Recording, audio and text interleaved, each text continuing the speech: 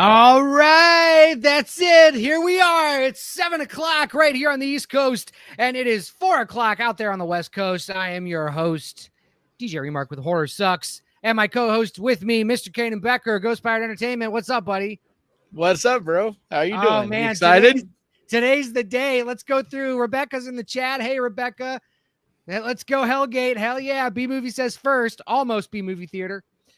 Nicole's on the Nicole's saying hi to Summer. We have a special guest today. Yes. She's not on yet, but we'll be getting to her a little bit later. B-Movie says hi, Summer. Stephanie says hi, Summer. Everybody's here to see Summer. B-Movie Theater says so hyped for this trailer reveal. Caitlin, yay, Summer. Heather's hyped. Let's go. Yeah. Saya says, hey, Spooks. Tonight's the big night. Woo! We're going to see it. I'm so stoked. Also, Sal, let's get this party started. Al says, if you are on the Ghost Pirate, we're going to be turning off the stream before too long. So make sure you get over to the Death Rattle channel, because that's where we're going to be streaming the majority of this episode. And from now on, too, we're going to try to do a soft switch over. So we'll probably start with both for a little while, but then as the stream's going, continue to turn off the Ghost Pirate side so that more and more people realize that if you want to see the majority of the streams, you're going to have to go over to the Death Rattle podcast YouTube channel. That's right. So can you put the link? Did you? I will set the link right now. Okay. Cool. Let me get it. I will send it in the Ghost Pirate chat. So just 1 second. There we are. Death Rattle podcast. So the Ghost Pirate chat. Here it comes. Yeah, you're leaving a link right now, Al. Bam, right there. It's in the chat on the Ghost Pirate side, because we are going to be phasing out Ghost Pirate here pretty soon. We love you guys, but we would love to see you over at the Death Rattle podcast. Yeah. And if you want to see the Hellgate premiere trailer, you have to be watching on the Death Rattle side, because when we're ready to go live with the premiere, we're turning off Ghost Pirate. So come on over. It's a party. It's awesome. And that's where you can see all this cool stuff. But we're going to kick off the show. We got a bit of news, and we have another movie we want to talk about a little bit. We're going to get to the premiere. Don't worry. We know that you're all here for Summer and the premiere, not us. So we know that. But but we want to talk a little bit. And one of my favorite movies this year. Al says he just subscribed. Thank you. B-Movie says come on over. We have cookies. So the first movie that really feels like an actual summertime movie. There it is on the screen. If you guys didn't see it in the chat, go to the Ghost Pirate chat. I just penned it. That's okay. He got penned it. Sweet. All right. Yep. Okay. So Dangerous Animals. Okay. Let's talk about this. What'd you think? You said it's your favorite movie of the summer. Yeah, I fucking love it. Because it's like, to me, it's the first one that really feels like a summertime movie. Like, it's got surfing, it's got bikinis, it has sharks, but it also has that Wolf Creek serial killer kind of vibe to it as well, which makes it a full-blown horror movie. So I don't know, it just scratched that sweet spot for me that every year we don't always get a summertime, like real summertime horror movie. But when we do, and especially if they're not, because we're getting I Know What You Did Last Summer, and we get a lot of IP summertime stuff, but I can't think of the last decent summertime type of slasher horror movie in the summer that I can't think of one. I thought Hell of a Summer might be that, but it wasn't. Yeah, but that also came out. That also came out in what, February? Yeah, March. Well, either way, I mean, still but that one is really not a horror movie, and I think this is very much a horror movie. Yeah. So okay, well, it didn't hit like that for me. I know it didn't. Of course it didn't. Nothing ever hits like that for you. Well, that's not true. You're opposed to fun. That's not true. Bloodlines hit like that for me. Yeah. But I love Bloodlines, but Bloodlines doesn't feel like a summertime movie to me. I don't know. It kind of felt like that for me. And I thought it did. Oh yeah. I mean, I guess there is like the backyard barbecue scene and stuff. Yeah, there's all of that. I loved Bloodlines. This one just didn't hit for me. Like here's what I'll say. Here's what I'll say about it. That's a weird comparison though, because like I think tonally, this and Bloodlines are very, very different. Like this movie is not. This one's not like it's not meant to be anyway, like a B-rated kind of fun, silly movie. This is a much more serious, pretty fucked up movie. Like there's a bit of meanness in it. And that's why it didn't necessarily, I guess that's why it didn't necessarily hit for me, because I wasn't going into it expecting a horror comedy. I wasn't going into it expecting anything, to be honest. Yeah. I went in completely no expectations. And it's one of those movies that just kind of, it both met and failed to meet my no expectations, if that makes any sense. Like there's parts of it that I was like, okay, I was expecting. But it has such great characters, dude. Jay Courtney, you're the character guy. You're always about writing, and the characters are great. Jay Courtney did a great job as Tucker. I thought he was the most interesting character. I didn't like who's Zephyr. That? Tucker. Oh, Tucker. The boyfriend or the love interest? No, the killer. Oh, the killer. Okay. Yeah, I thought he was forget his name. I thought it's Tucker. I thought he was the most interesting, and I thought, Courtney, I mean, it's his movie.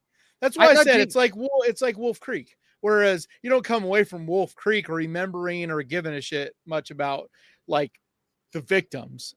Wolf Creek is interesting because of I'm spacing on his name, but the serial killer, the killer guy. Like got Summer in the chat waiting to very come on. Similar.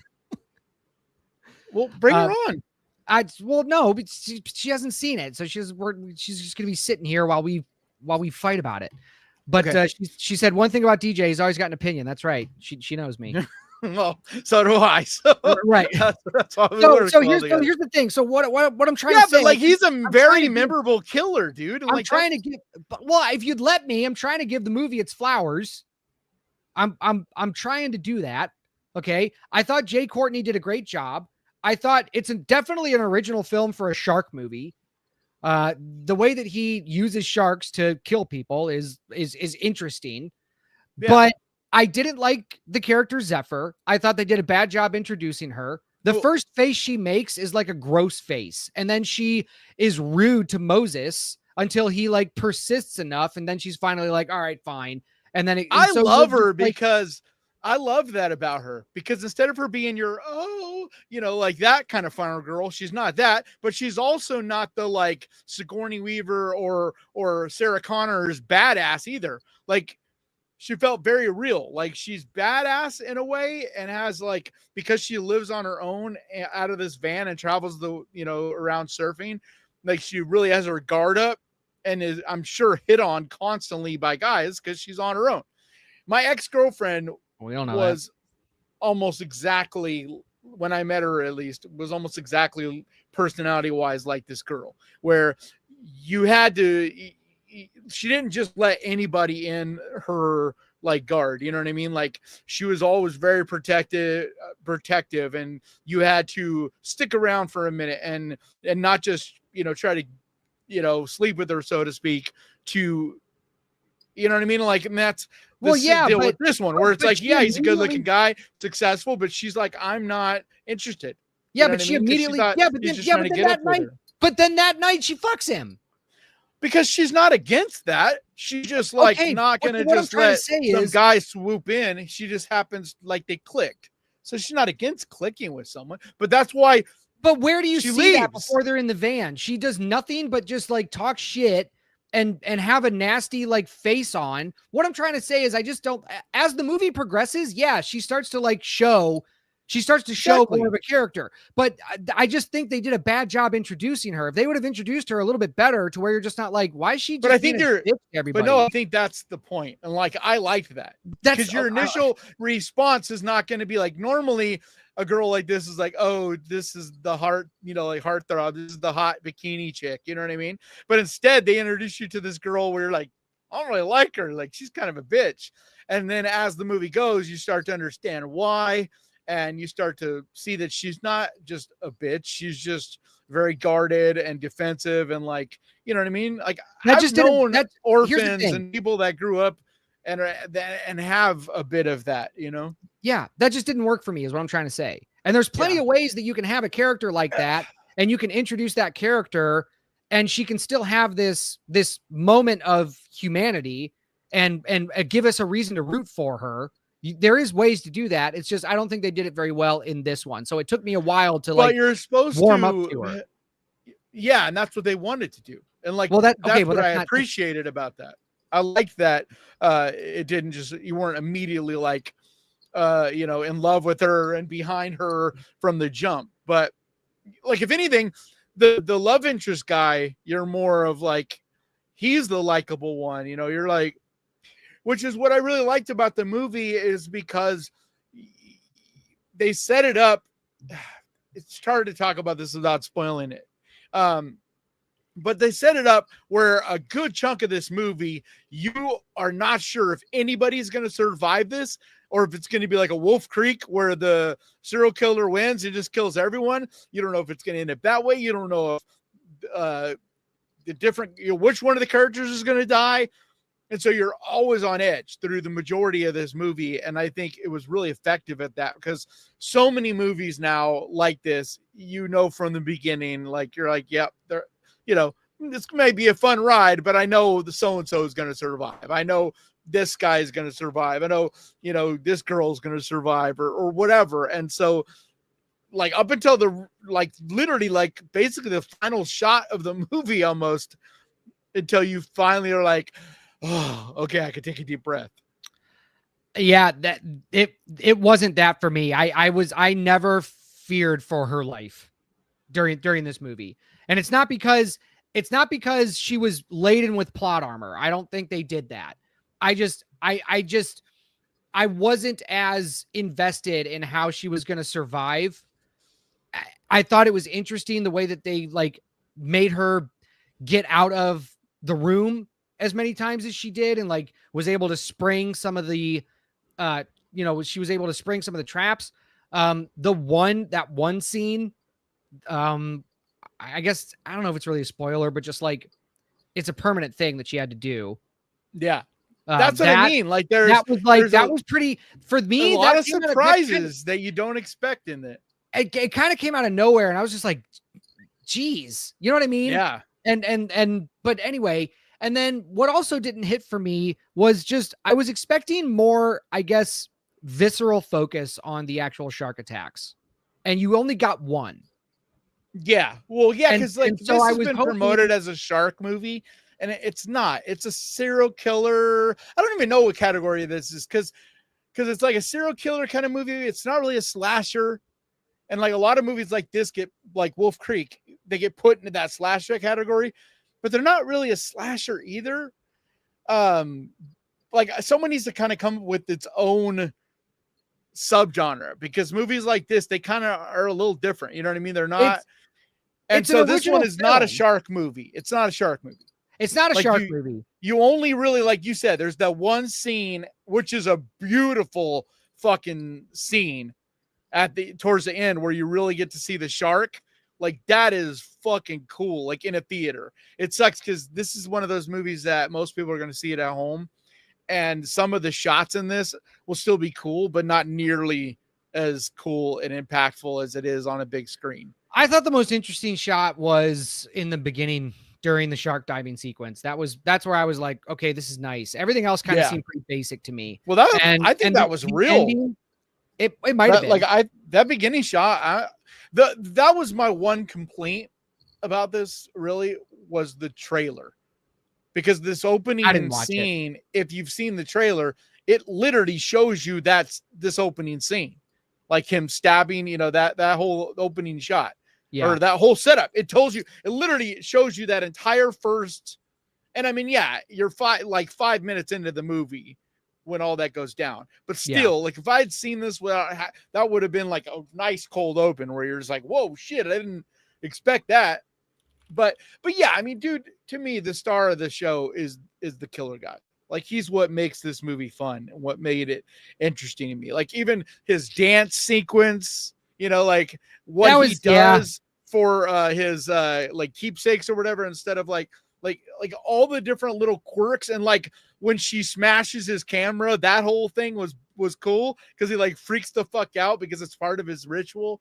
And like just stuff like that. I really liked, because like I watched so many of these fucking movies, and it's so rare to see any little new ideas, you know? Yeah. And hang on. I want to answer, guys. We have not done the trailer premiere yet. So for those of you just joining, we're talking about Dangerous Animals. We're gonna get to the premiere. We're just waiting for people to step in, and I guess now it's a good reminder. We're gonna turn off the Ghost Pirate stream. Yeah, if you are watching on the Ghost Pirate side, we're going to be shutting that off. We're only going to be watching the premiere on the Death Rattle side. So the link to the Death Rattle side should be pinned in the chat from the Ghost Pirate channel. So if you're watching, go to the Death Rattle side, watch it there, because once we're ready to do the premiere, we're going to be shutting off to the Ghost Pirate side. So and doing the rest of the stream over there. We're not going to go just show the trailer and be done. Like we're going to do the majority of the rest of the show over there. Right. So the rest of the show is going to be taking place over there. Yeah. And yes, please hit that like button. So that's it. So, all right. So getting back to Dangerous Animals, like I said, I thought there was a lot of good little things in this. It didn't all come together for me. I wanted to know, I thought it was a lot of good groundwork that they were laying for Tucker's character, but I didn't know the significance of it all. The only hint that we got was he thinks he's a shark, and he has reverence for sharks, and he thinks that he's doing something for nature, but that doesn't explain. I don't really come up with that. Like, he doesn't think he's a shark. He's attacked by a shark when he's a kid and survives. And so like but he calls her a marlin. Yeah. He sees himself not as an actual shark though. I just mean like, he doesn't think he's he doesn't think he's the animal. Right. I know. He just thinks of himself as he's the predator. He's the, right. And he thinks like everybody else is like the victims. Right. But his whole ritual thing doesn't necessarily support that. And so I'm just like, why is he doing this? Like, what is the significance of it? And we never really got it, which like some people might like, some people might be like, I like the mystery of that. I was hoping for a little bit more, but that wouldn't have made sense to me if he were to, because most serial killers, they can't even explain to you why they do their ritual. Cause it's like so many, it's kind of like in a weird way, like a YouTube channel, like why you say certain things, like little catchphrases or things on your set. Like so much of it just happens organically. And if someone asks you why you do that, it's like, you don't even, it's just, it kind of builds itself. Right. But he's very intentional in what he does. So there has to be something rituals beneath that. But they don't. That's why there's a ritual. There's an intent. No, but most serial killers, it takes therapists years to, and even then, the serial killer doesn't usually know why they do it. A lot of the stuff will have to do with like deep-seated shit from when they were kids, different things that happened to them along the way. They can't explain why they do the rituals the way they do.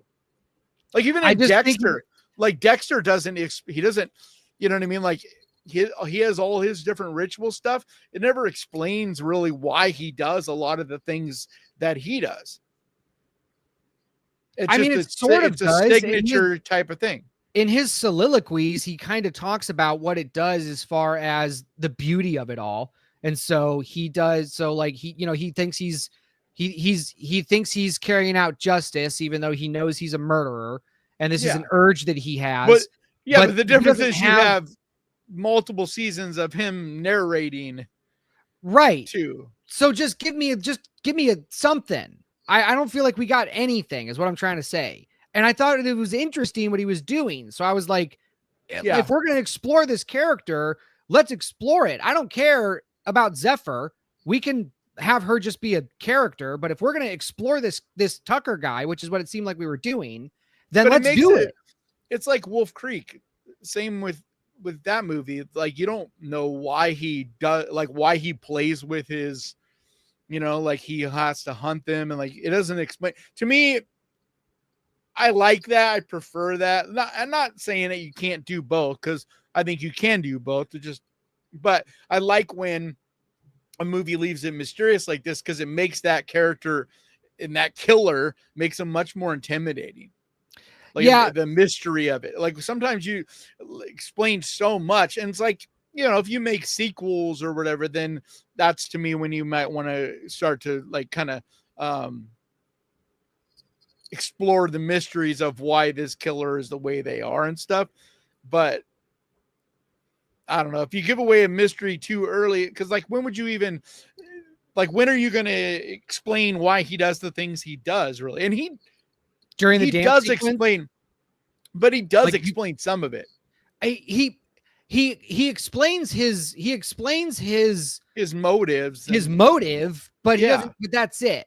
And during that's what I mean. Like some of that, but you could hint to some of what the other parts of the ritual mean during that dance sequence, instead of just being like, look, doesn't he dance weird? You know what I mean? Like you could use that. Well, I think all of that is more of his God complex. Like that's him celebrating. Like that whole dance sequence is just like him celebrating, because it's like his drug. You know what I mean? The whole thing of it. Because there's a lot of this I could get into, but then it's way too spoilery. Right. But like I know. He talks about why he does the whole with the sharks and stuff. He does explain what he's going for, like why he keeps doing it over and over and doing it in that way. Like he does explain that. But then after that, like the whole dance sequence and all that, it's like a drug for him. Like that's literally, he's like high and he's just dancing, and like there's that God complex moment, where he's like no shirt and just like, you know what I mean? Yeah. So but I'm just saying, like everything that we're talking about, this is just a little tiny Shudder release. Yeah. So I reviewed this. You're too hard on like, I can understand having like some of the problems you have with it, like, but it's such a tiny little indie movie. This is stuff that I would have some issue with, but it was tiny. Like it is. It's a Shudder release, dude. It's an IFC Shudder. It's going straight to Shudder. Okay, but it's in less than 500 theaters. I'm trying to find the budget. It just says the box office. I can't find the actual budget of the film. It's got to be under $1 million. It's an Australian. No, that's not under $1 million. There's no way. Shudder does not pay that much for movies. They can't afford to pay. It's IFC Films as well. Yeah, they're always dual like IFC Shudder partner up to put these horror movies out, and like most of them are well under $1 million. But they're bought by Shudder, so like they're already made by a different like. I don't know if you're gonna. I don't know if you're gonna. Shudder buys them. I don't know if you're gonna get Jay Courtney I think they spent at least $1 million on this. It doesn't matter. So in my review, that's tiny for a movie. I still recommend watching it, because like I think it's a 3.5, maybe a 4 out of 5. Like probably a 3.5 out of 5. I wouldn't go that high. I would say 3. It's above average. Is probably fine. It's just, like it hit on some areas and missed on some for me. I thought it was fine. I think most horror fans, who I speak for a lot more than you, not saying that there are not fans that look at things the way you do. They're not trying to diss you by any means by saying this, but like I am more in line with most, because most aren't as harsh on movies. I'm not going to say you're a hater, but you are pretty harsh and critical on movies. Most of fans are not they just want to be entertained. And I think this is going to be a hit. I think most horror fans are going to freak out about this movie when it hits Shudder in a couple weeks. I don't know. We'll see. We'll see. Dude, so people were freaking out about what's the one where you're taking a long walk through nature? In a Violent Nature. In a Violent Nature. Yeah. Yeah. Most of them fucking freaked out about that movie. This movie's way better than that one. I think. Okay, I won't say way better, but this is better. It's more fun and more interesting than that one. There's never a time when you're bored in this movie. You may not be as invested in certain characters or whatever. Yes, there is more. You're not action in this ever film, bored in this movie. There is more action in this movie. Yes, you're. They get you super are hits, right. and it has a great soundtrack. I wasn't really listening, dude. It's got a lot of like 1970s songs and stuff, but I like the soundtrack so much. I actually went and got it on Spotify.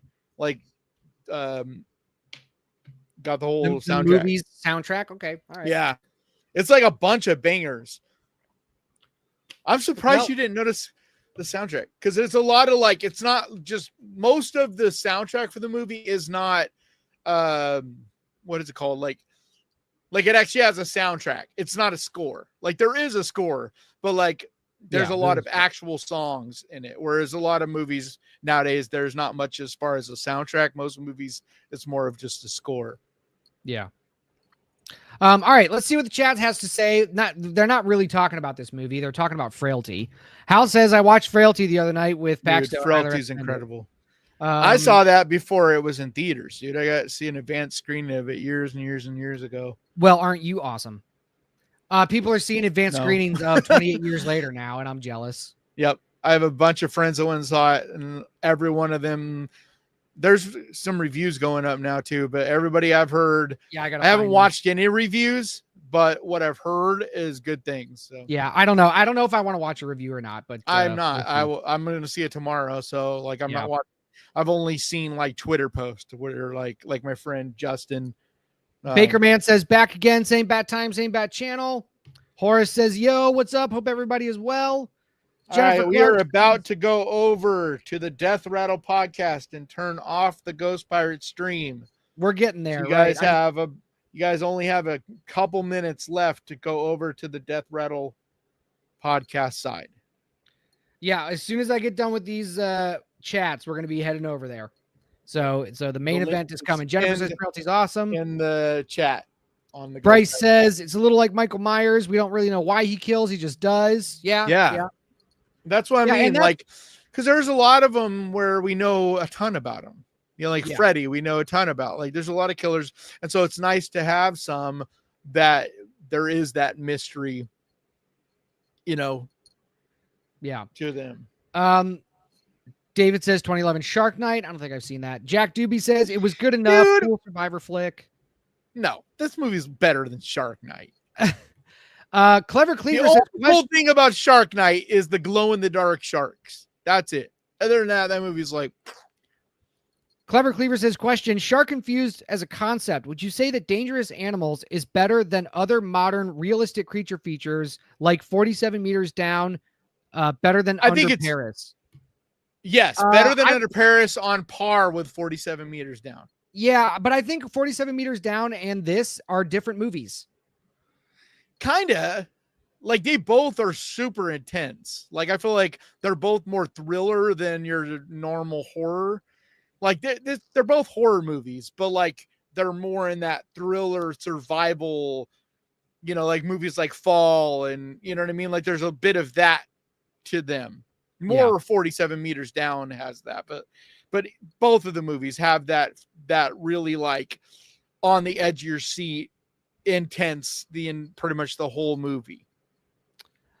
Bryce says, hey, Kanan, that's actually a decent idea for a 10 movies on your channel. You could do a top 10 soundtracks to horror movies. You could. Nope. Oh, no. You can't. Oh, right. Because of copyright. Yep. That's why nobody does it. Everybody wants to. Okay. Hey, I see a pretty woman backstage. We are about to go over to the Death Rattle side.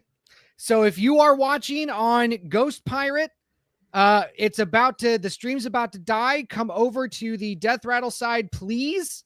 You have 5 more seconds to get over to the Death Rattle side. We are killing the Ghost Pirate, and we're moving on. 3, 2. Well, there's a delay. You got to remember there's a delay. Oh, right. Okay. 2. All right. 1. We're out of here.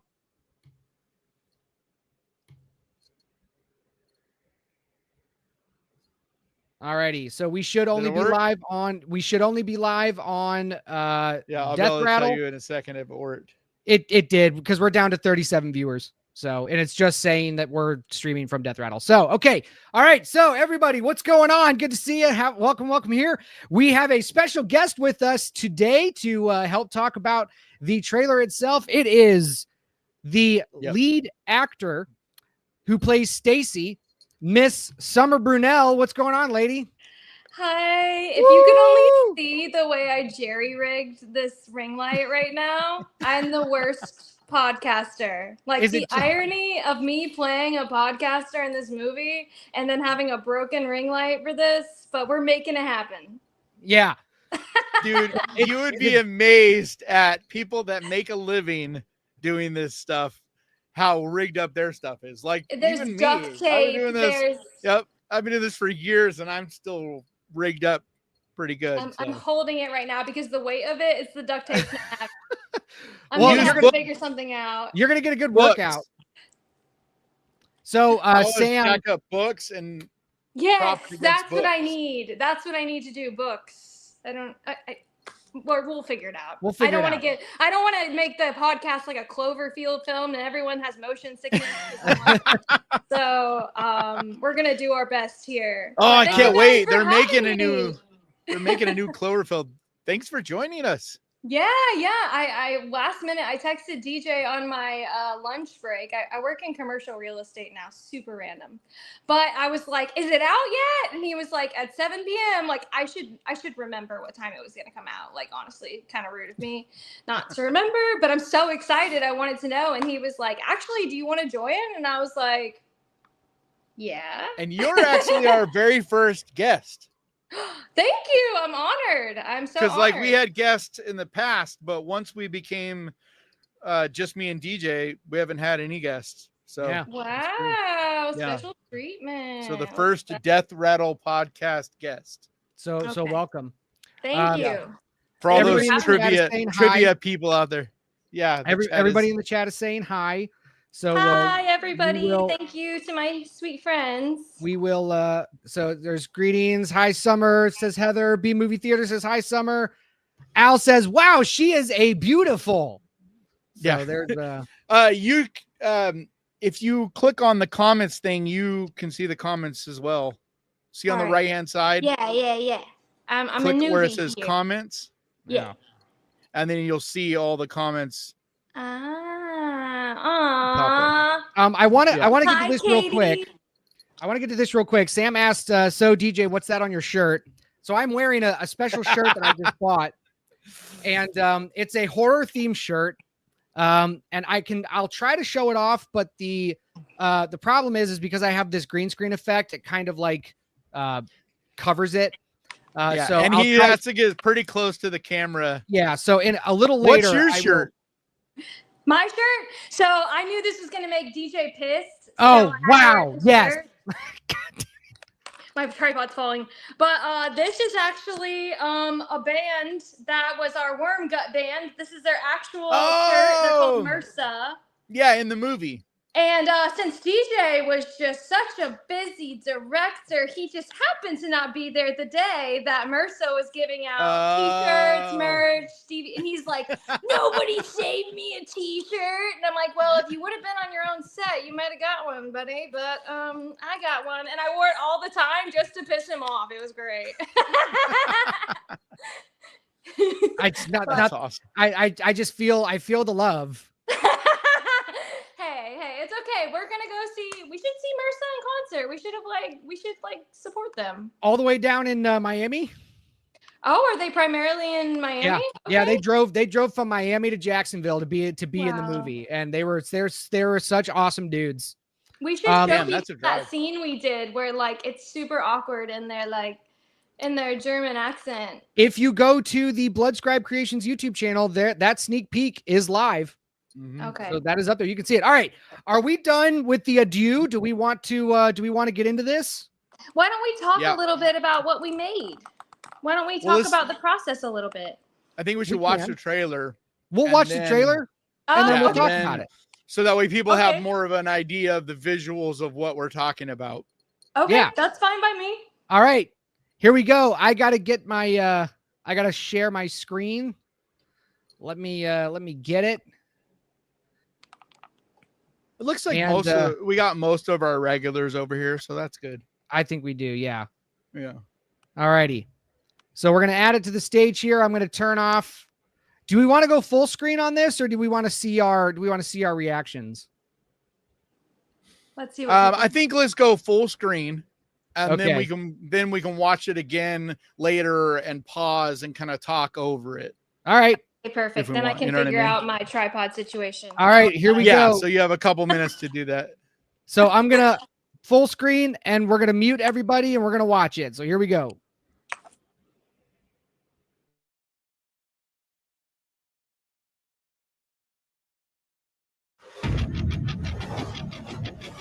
I still don't understand why we can't grow our sub count. It's been 6 months. We're cute and heavy metal and horror. Who doesn't want to watch that?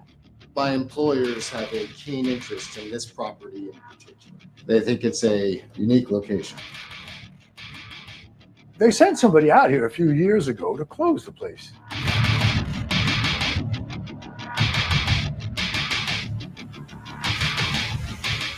They're talking about opening it back up now? Well, there may have been some oversight in the previous inspection.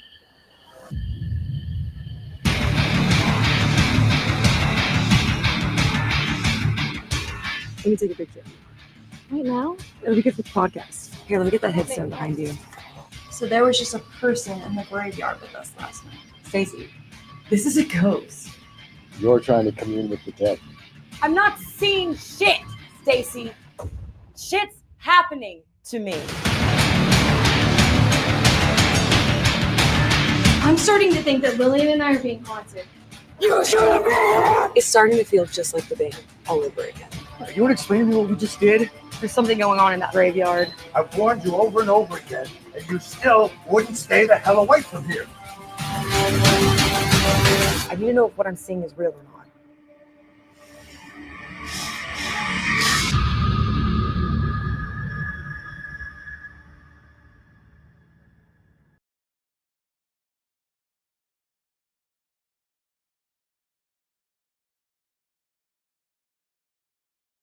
We're all okay. Let me.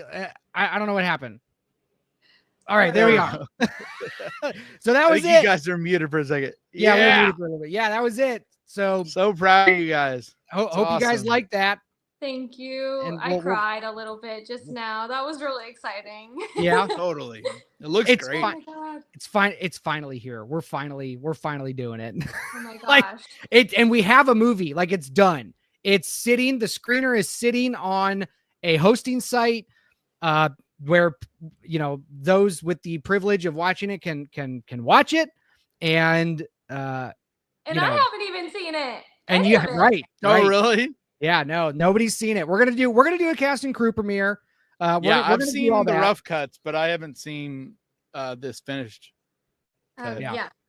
I'm very excited to see it. This took us a lot of time. And I think it's one of the only films like primarily made in Jacksonville, like all the way through, a full feature film. So it's like so awesome to like support our city in this way, you know? Yeah. Yeah. It was a lot of fun. It was a lot of work. We shot this in 16 days, working 12 to 18 hours one time. I think our longest day was an 18-hour day. Easily. I think for me, you 20. I think you were the only person I didn't meet from the cast when I was What there. the hell, DJ? Yeah, Why did you were introduce us? you were working. Yeah, No, I think you Oh. were, because I was there for most of the cave shooting. Oh, was For the that the day cave we and were in the like? graveyard. Was that the day we were like screaming and crying bloody murder for like 10 hours? Was it that day? No, I don't remember. You know It's what? when I think she was there on set when I first came that one night in the house. And so I might have, but I Oh, don't think yeah. I met her. But I think Really? because the other days you were shooting, you were at work, I believe. Yeah, I was trying to work a full-time job at the same time, and I ended up having to go have a chat with them because I was like, I do not have the ability to do this right now, and I'm not in that position anymore, so whatever. But it was probably one of the, if not the coolest experience in my life. That was pretty sick. Well, it was a pleasure having you. It Why was don't you? an honor. So what was it like for you being? This was your first film, Yes. right? Yes. So what was that like? Like, I guess what was Had that you like done for you? any acting at all, like prior?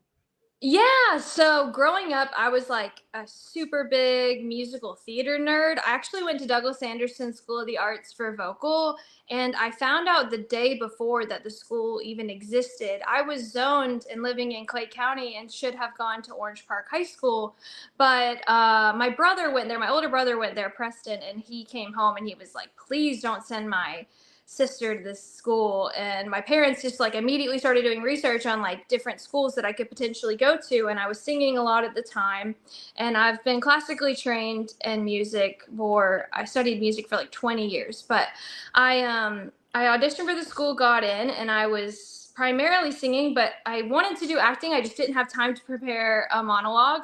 But I ended up doing a bunch of different things with the school. I was in a group when I was a kid called Broadway Kid Stars with some other people. And I was just always super nerdy and into that stuff. But primarily, I'd only really done music videos or short films or stuff to help people with projects. I just always been that go-to person. Like, we need a model, we need a singer, we need this. Like, and just call me up and I'd be like, just creatively excited. I like to do home decor too. I like all things like that. But DJ, oddly enough, he messaged me, I want to say 2 or 3 years on Backstage before we were even near when we were going to actually record the Hellgate on Backstage. And he was like, hey, I think you'd be a really good fit for this. And I think at that time I actually was a little baby YouTuber. So he was writing this part for this person to be like, you know, a podcaster, YouTuber, and do horror. And I don't even know how he found me on Backstage, but he did. And he asked me, and at the time I would have not had the availability to do it.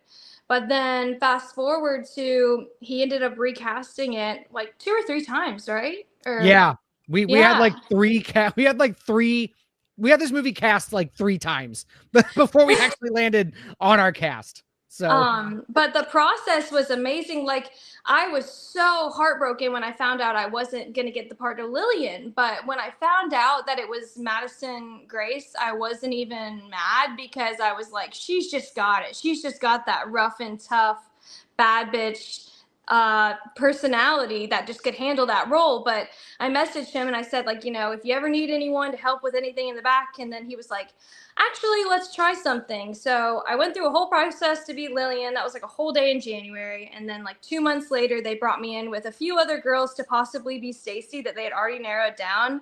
But Madison and I just immediately had like best friend chemistry, and we didn't know each other pretty much at all, just a little bit from that initial audition, but we did chat a little bit at the end, and it just felt right. So Yeah, you guys really do feel like genuine friends.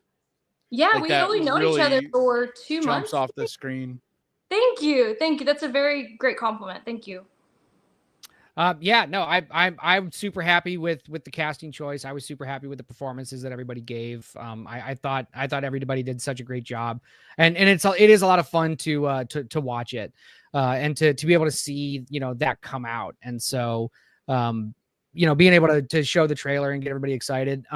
Speaking of which, let's go to some comments, see what people in the chat are saying, what they thought. Oh God, let's see. So Saya is giving us some fire and some horns. So Saya likes it.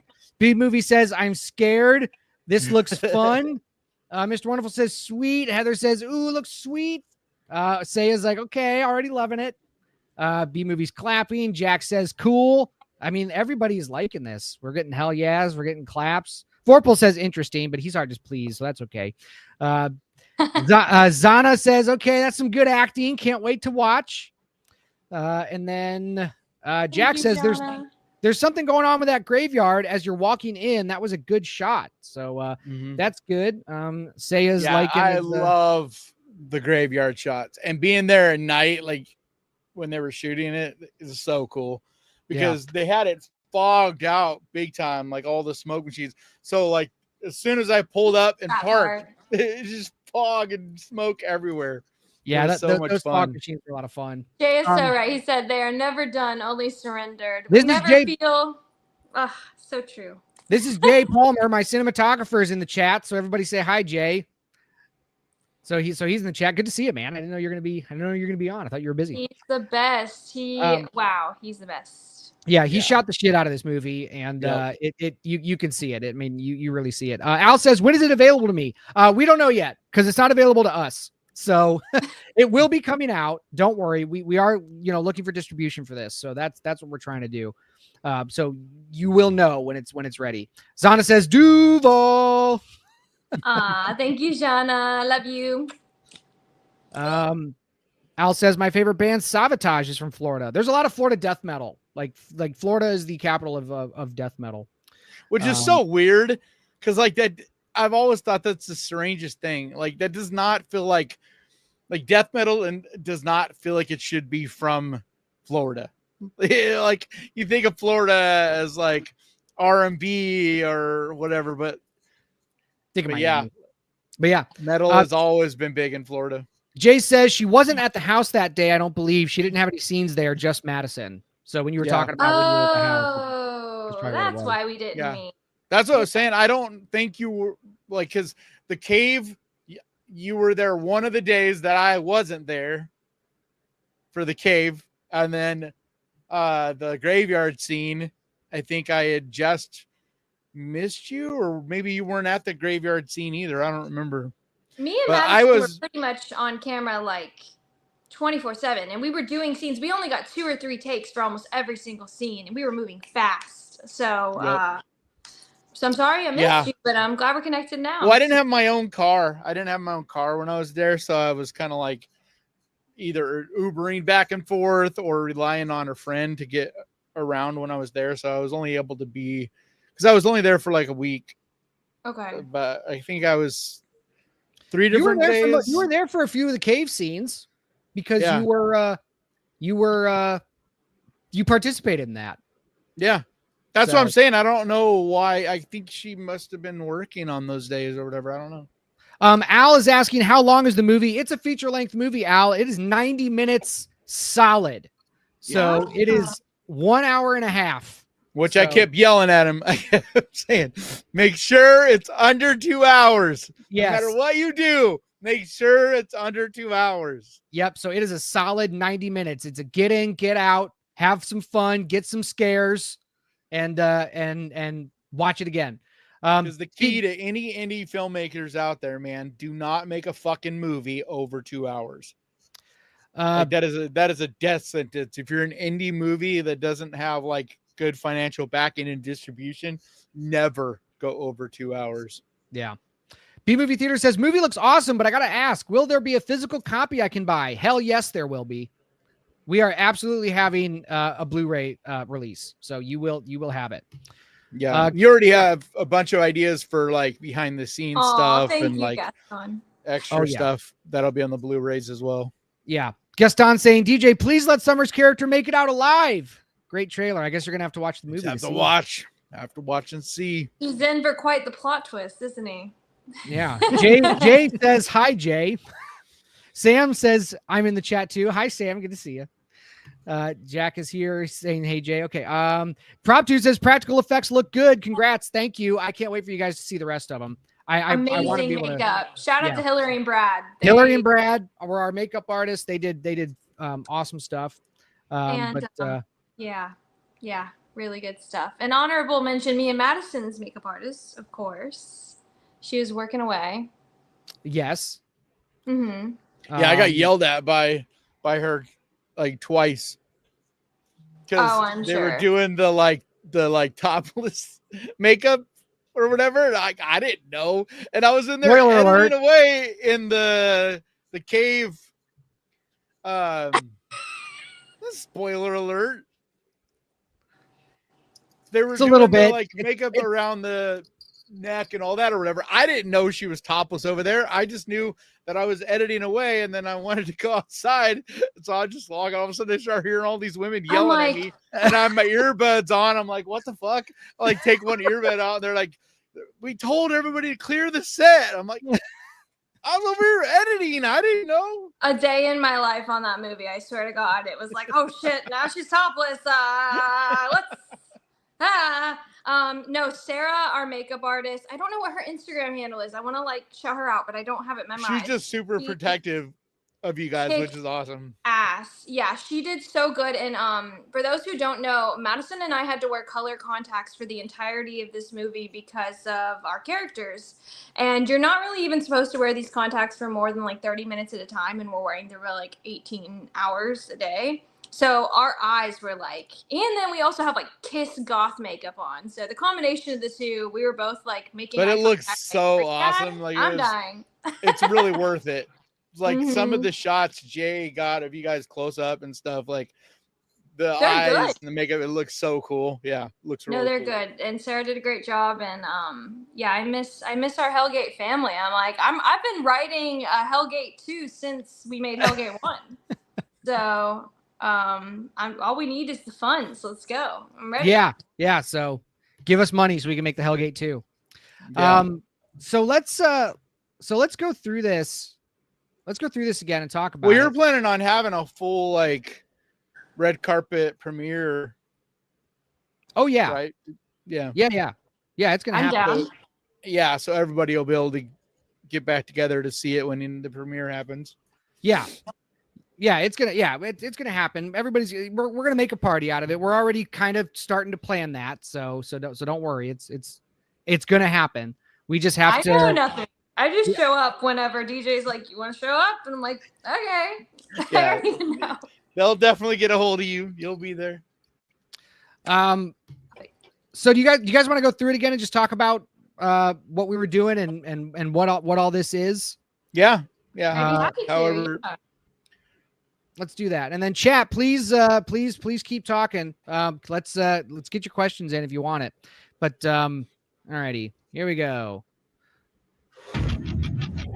So I just gotta pause it. This is one of my favorite shots in the movie. me too.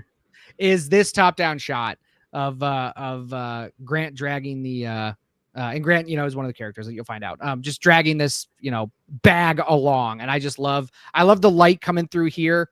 Like, I just think it's great. It's one of my beautiful. favorites. People don't understand. You cut this, the way you cut this trailer in the beginning here is so much better now. Thank you.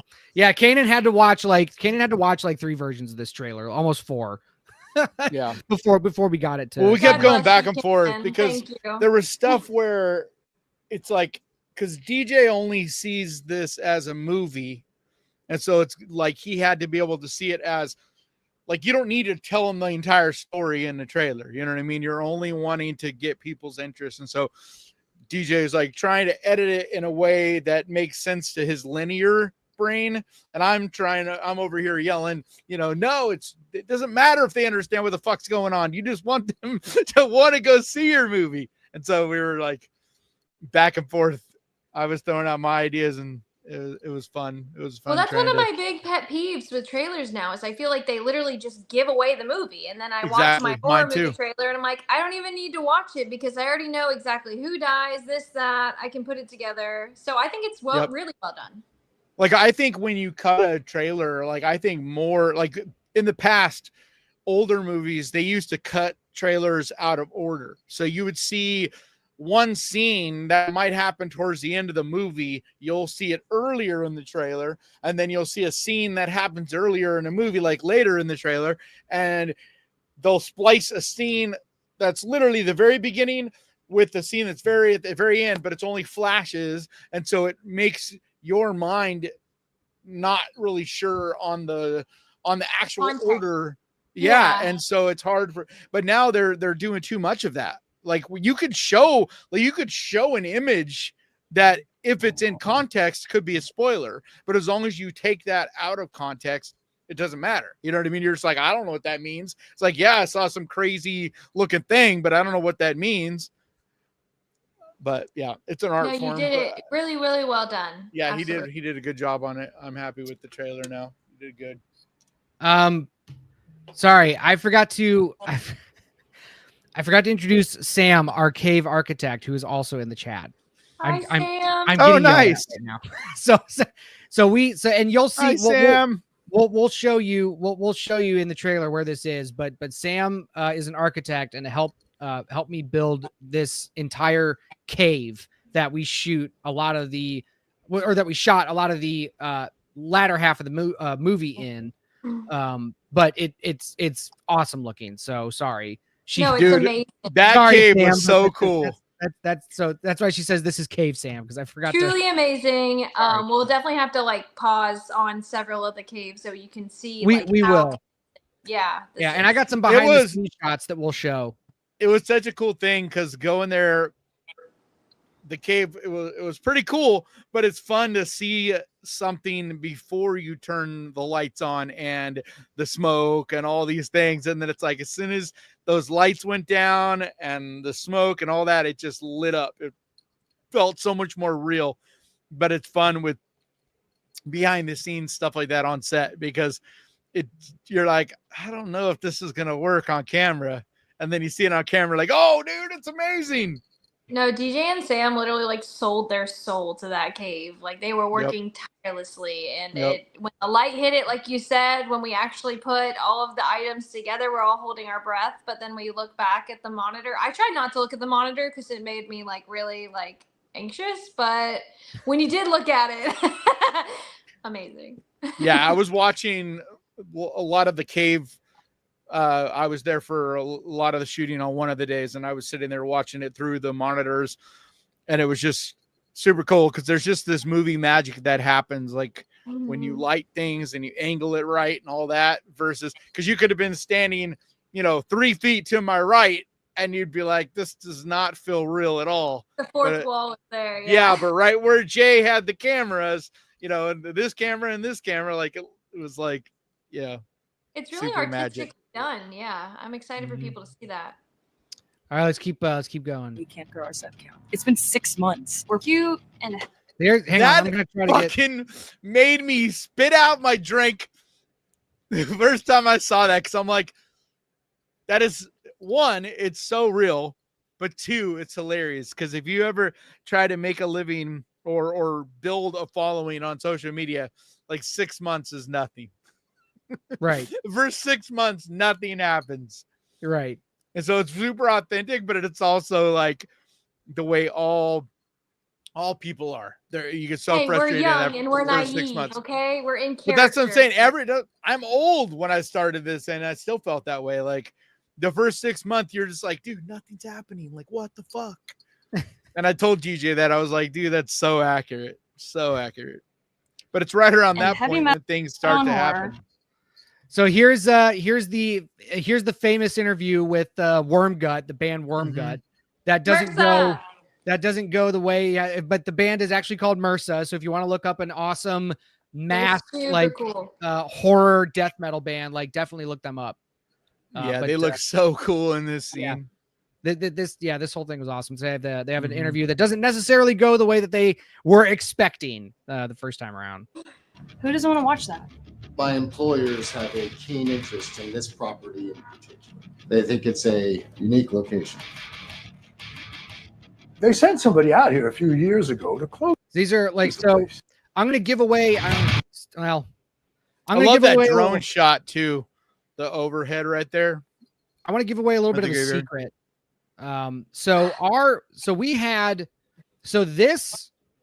This bar that we shot all the bar scenes in, and love this folks, bar. when you watch it, you'll notice this bar and the concert venue are the same location. We just flipped the camera, and the way that the difference looks between bar and concert venue, I thought it was meant to be the. No, but I thought it was meant to be the same location. Oh no. But anyway, so that's. I think most people are gonna think it's supposed to be the same location. No. It's got the same lighting and the same feel. Yeah, because you gotta stop shitting on our movie magic here, okay? Yeah, all concert venues look the same. But I didn't go there. I didn't know this. I'm just basing it off watching the movie. You're talking about insider baseball. Shut up. Go ahead. I didn't know that.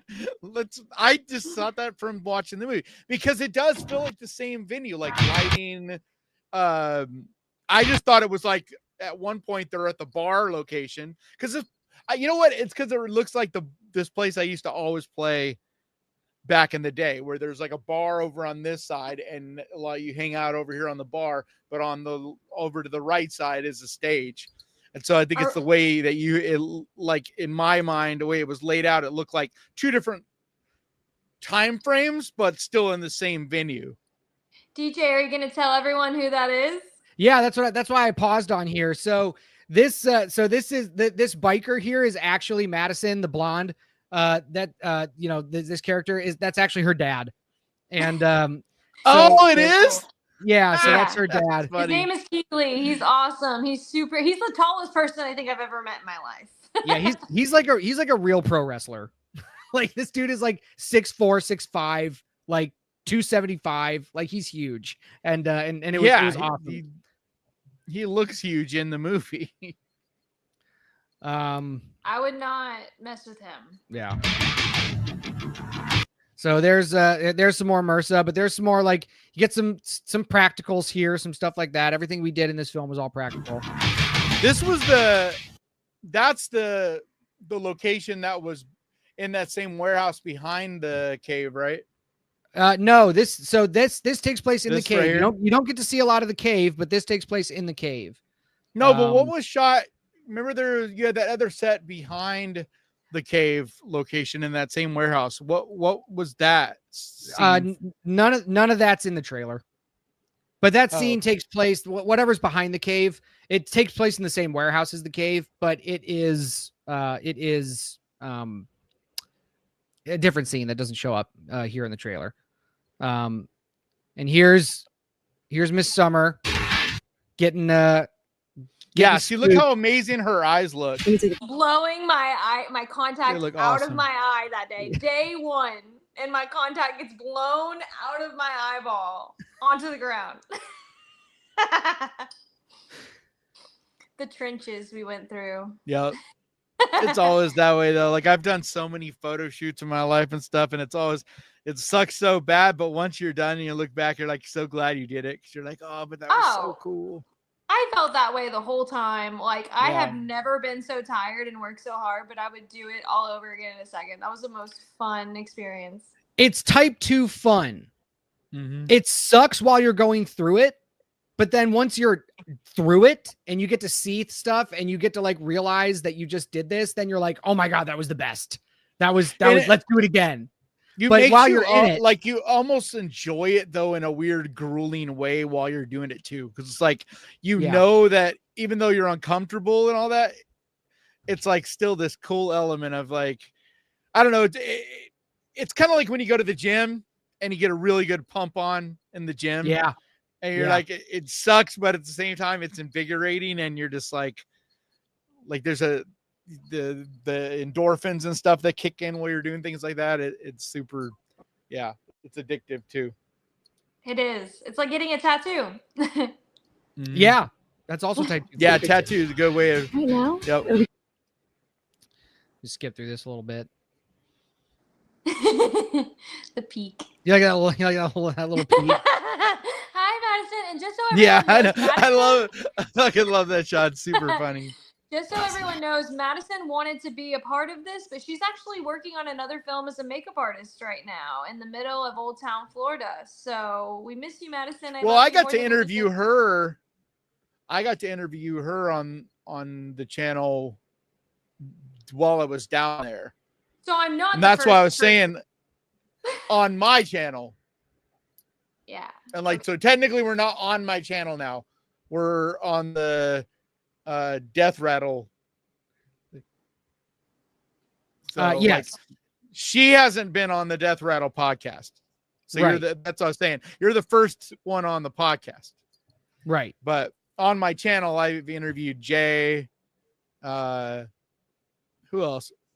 When I was down there for the shooting, I was interviewing. I mean, you got me. I know that, but I don't know who else you got. We should have had Jay join. What the hell, DJ? Look. This was not planned. This was not planned.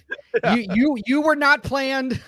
This was all very just whatever. Because like we could get everybody in here, but Yeah. like, well, we planned on it. That was the conversation, was like once there was a release of it, or we would have we're gonna have a whole cast and crew we're gonna have and a whole stuff. cast and crew stream. We're gonna do that. But like what I'm talking about is like tonight.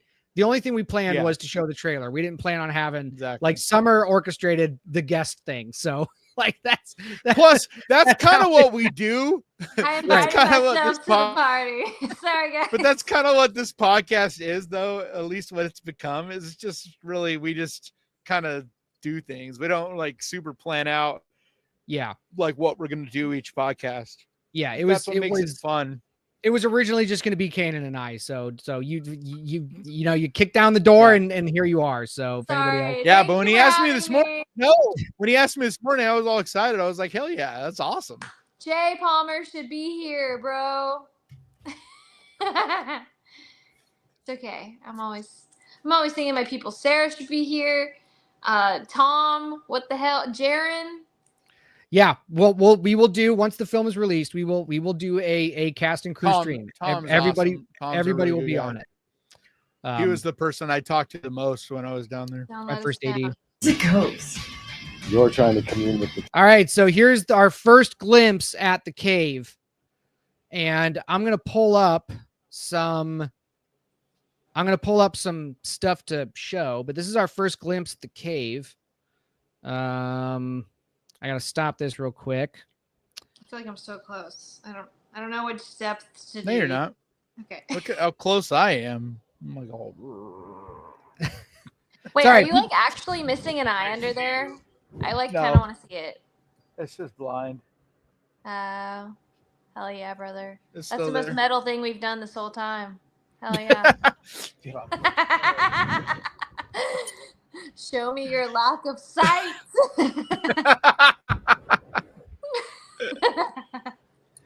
All right, so I just want to show some what KK said. Like, if you have a legit question, put question in the beginning of your comment, and we'll definitely get to as many of those as All So questions are legit. Thank you.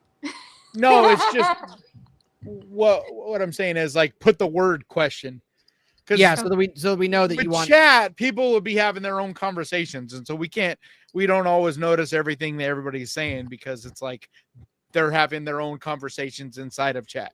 Right. But if they have a question, we want to make sure that we get to the questions. So this is Sam. This is Architect Sam, Cave Builder Sam, hanging up.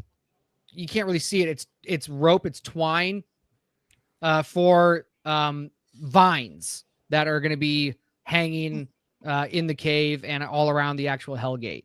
But this is so this is sort of a behind the scenes of what the cave looked like before it was finished. Yep. And then and that's what we were talking about, or I was talking about. It's like when the lights are up and the ladders are chilling and stuff. It's like when I first walked in, I was like, I don't know how well this is going to translate. But then like once the lights go down and all the smoke and everything goes, it looks so real. So here is. Oh, there you are. I'm back. Your screen was your screen. So here's a wider view. I'm gonna show the real star, Stevie. Oh, oh, we got a kitty. Man, I want a cat. I want a cat so bad. Kitty. Well, I have 3. So nice. And they're all sisters. I'm a foster affiliate. Yeah. So here's I have a rat. As I had the twin rats, but one of them passed away recently. Oh, that sounds cute. I love animals, all of them. Yeah, so see what I mean? Where like to the left and to the right, if you're not looking inside of here, it doesn't look like a cave at all. But like once you do the fog, it literally isolates all the outside kind of thing. Like, and see the way the lights are and stuff, it literally makes it come alive. But he did such a good job. Look how much like actual dirt the walls look. Yes, Ariel, shout out to our because that was department. Like, what did you use, DJ? Wasn't it just like burlap? It was muslin cloth. Yeah, it's burlap basically, right? No, not really. I thought that's like that tarp stuff. Muslin is different. It's a little more Fibrous. Yeah, I guess. I'm not exactly sure. But it's still, I mean, it's basically like a fucking tarp type of material. Yeah. It's kind of like canvas. You'd It's have like to the ask backside of architect. a canvas. Like raw canvas, Something like that. right? Like unprimed canvas. Yeah, sort of, but just in cloth form. So here's the Hellgate, and Yeah. we're getting some shots going this way. But this is what Don't a film show set, that. This is what a film set looks like. Oh, this isn't doing anything. I know. This is cool. I know. This is Yeah, interesting. we're not. How, Nobody's seeing anything. how I many know, people but do we you have don't here? want to give away plot points of like 40 something. Oh no, it's fine. It's in the title. Yeah, it's all right. It's okay. But yeah, so this is our awesome cave set. Oh man, where did everybody go? We're down to only 30. Yeah, Only people 30 like seeing people? behind the scenes stuff. We definitely get less when we're on when we're not on the Ghost Pirate channel. Architect That's Sam quilt. says it's the lining you would put in a quilt. That's muslin cloth. It's the lining you would put in a quilt. So it's totally different than what I was thinking. Because it's in sheets, right? You're talking about it's in little, like smaller sheets. Yeah, Is well, it it almost comes, like cotton, like. yeah, it comes in rolls. Like if you go to Joann Fabrics, But you like Yeah, it it pulls comes- apart super easy, right? sort of. Yeah, but we did more of a paper mache type method. But anyway, so that's that. Looks All right, like gauze. Yeah. all right. Let's go to the chat. Let's see what's going on here. I got to scroll up a little bit. To see if this works. Literally Yeah. blind. Okay, so now we're tiny. back on the Ghost Pirate channel. Oh, we're back on. Okay. Yeah. Okay. Because I figure if she's on, let's get the most amount of people Okay. Yeah. Yeah, that's to fine. see her. That's Shout fine. it from the rooftop. Put it on Facebook Live. I don't care. Vorpal says, "Are the skeletons Nobody's real?" on Facebook. The skeletons they are not real skeletons. They are puppets. It's very Evil Dead. The way that we operated. Yeah, the it's a skeleton. little hard to get real skeletons. These You're not days. allowed to actually have cadavers. It is illegal to grave Yeah. rob. So sorry. Yeah, But, because you're not allowed to, like back in the day, you used to be able to buy those medical grade skeletons, which are actual human skeletons that people would use for whatever, but you can't shoot those anymore. Right. Jack 'Cause, says like that's what the case was with Poltergeist, is those were medical grade skeletons, and it's cheaper to buy those. They're actual real human skeletons. It's cheaper than getting really well made anatomical ones, and so that's what they bought those. But nowadays it's illegal to shoot with those. So Yeah. are you retiring, DJ? Yeah. So Jack says, "Yo, DJ, are you retiring after this?" Hell no. It's like a mic drop. My first movie and my last. Yeah. No. I'm. This is my career for the rest of my life. Are All you right, there we or, go. You know Hopefully, it? Limit it to like DJ Remark only makes 13 films in his career. or So something like that. everybody joining the Ghost Pirate side right now. Hello. We are talking to one of the stars of the upcoming Hellgate movie that, if you're not aware, DJ has made. And this is Summer, who starred. What was the name of your character? It's And it's below my name, but it's Sacey. So Oh, I can't fucking see. it's okay. That's why I didn't You say your have an last name either, excuse. because I'm You like, have the most valid excuse, literally. yeah, DJ knows. That's why DJ is always the one reading all the comments, because I can't see without my glasses. Oh, the I link live that to I'm in serve. right now, this is like miles away. Like I have no See? idea what these people But are look, saying. look how funny I look with my readers on. Like, Oh, okay. You need a monocle. yeah. You need a monocle and a top hat. When at my old job, Okay, I used Mr. to. Peanut. Yeah.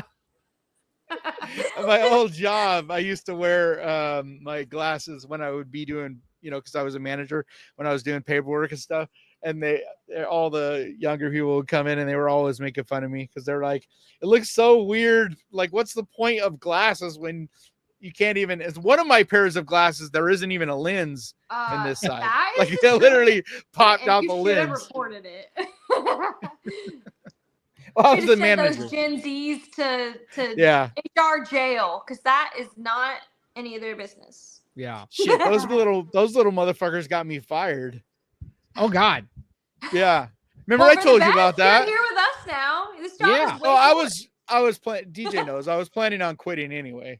Like I was on the verge of going full time on YouTube anyway, but like I was trying to be a good employee because I was the manager and like not leave them high and dry. So I was, hoping in the next month or so to get them to a position where I could quit and it wasn't going to hurt them. And then the little shit kids got me fired because we were talking about documentaries one day, and they brought it up. We're talking about documentaries. So I was talking to them about like one of the ones I was watching on Netflix, and it was something about a shooter. I don't even remember now because this is a couple years ago, but it was like some mass shooting or something like that. Anyway, they took and literally twisted the words I said to the effect of that I was going to shoot and kill them and myself or something. I don't even know. What the fuck? Yeah. But the company we worked for is like a big company, so they didn't even give a shit about, because they didn't think I was going to get fired. Like, I don't think. This is But- an interesting segue now. Yeah. Let's get back to the comments. Gaston says, DJ, any chance the movie will be available outside the U.S.? I'm from Argentina. I can't wait to watch it. Yes, it will be available outside the U.S. It'll be available streaming eventually as well. So right, yeah, but so we are trying to get both North American, domestic and international distribution. So whoever we land for international will be able to get it on platforms in your country. So don't worry. That's why you'll be able to see it. if you guys remember a few weeks ago, he was at Cannes, and that was the reason he went over there, was Yes. Thank you, to have Jack. meetings for distribution. Prop Dude out says of the different look country. on film is crazy. Like Vader's helmet has all these alternating gray and black parts, and people think it's all black at first. Yep. Yeah. Once you see it up close. Well, because there's a lot of things where it reads different on camera, and especially depending on the lens you're using. Sometimes it's like a lot of that'll be by design. It's like if it was just black, it would literally not have any dimension. So you'll have to have, certain things where there's different colored panels to get a certain effect. So that you, like, even with my set, there's certain things where if I put certain colored items, they just like disappear, Yeah. or like when I do my videos, I put in like this black kind of stuff or dark brown stuff in my beard, because you can even see right now, like the light, if I have it all the way up, like I do when I shoot videos, it's like I have no beard. You can see like all the way through into my skin and stuff, because there's just certain things, that's why a lot of people wear like foundation, men, like on camera and stuff. Yeah. I don't really have to for my lighting, but like if you're on a big, like actual real set, you have Everybody's to put got makeup on. Yeah. And it's not because you're trying to always just get rid of blemishes. Like that is part of it, but a lot of it is there's certain things that happen when those lights are going and the cameras are going and things You are sweat. shiny. It's hot. Yep. Jack says, did they do any music for the film? Yes, MRSA has a song in the film. The song that they are playing in their scene is a MRSA song. They just they're going by the band name Wormgut in the actual film. B Movie Theater says, yeah, it reminds me of a bar I used to go to. Sam says, I think it looks like two different places. Thank you, Sam. Thank you, Sam. Al says, I want to watch this tonight. Sorry, buddy, you can't watch it tonight. You gotta wait. It's not out yet. Yeah. Probably your guys are probably looking at like next year. Later this More year. than likely. We're I'm going just for saying, we're going for later this year. if you're thinking next year, then you won't be unhappy if it's sooner. Right. No, as soon as we But can. stuff like this takes time. Just distribution takes time. It's like, it's why so many of these movies, people are always like, why did you say so-and-so movie was a 2024 movie when it actually released in 2023 or whatever? And it's like, because most of these movies, right. Like even Chris Stuckman's movie, they wrapped shooting that movie over a year ago. Right. Or they finished They had locked picture over a year ago, and it just now finally it got picked up earlier this year, and now it's finally getting released in October of this year. So it'll be a full 2 years. 2 years after they were done editing it, that it finally is released. It is a long process. Yeah, it just takes time. B Movie says, is there a poster we can see? No, unfortunately. Yeah, you are working on. I saw a post about that. I'm working on it. What happened? What did Jay say? He said for $50, I'll send anyone the screener. I got $50 right now, Jay. You better send that shit over. Jay does not have. He cannot do that. Oh, thank you, Katie. Look, for $50, I'll send you the screener. Jay is just gonna fucking take and pocket your $50, guys. I'll give him $50. Shit, I want to see it. No, okay. You would rather see it when you get to see it at the premiere. It's so much more special if you wait and see it with everybody, cast and crew. I know you're right. I know you are. Promise you, it's a lot cooler. Casey says, I wanted to do set design so badly. This is rad. Talking about the cave stuff that we were showing off. Because I have a couple friends who have, movies along the lines of what you guys are doing here, and just people crying after seeing themselves on, in theaters, and all their friends and family are there, and it's such a cool experience. So trust me, you want to wait for that moment. I'm definitely super special. I'm very, very excited.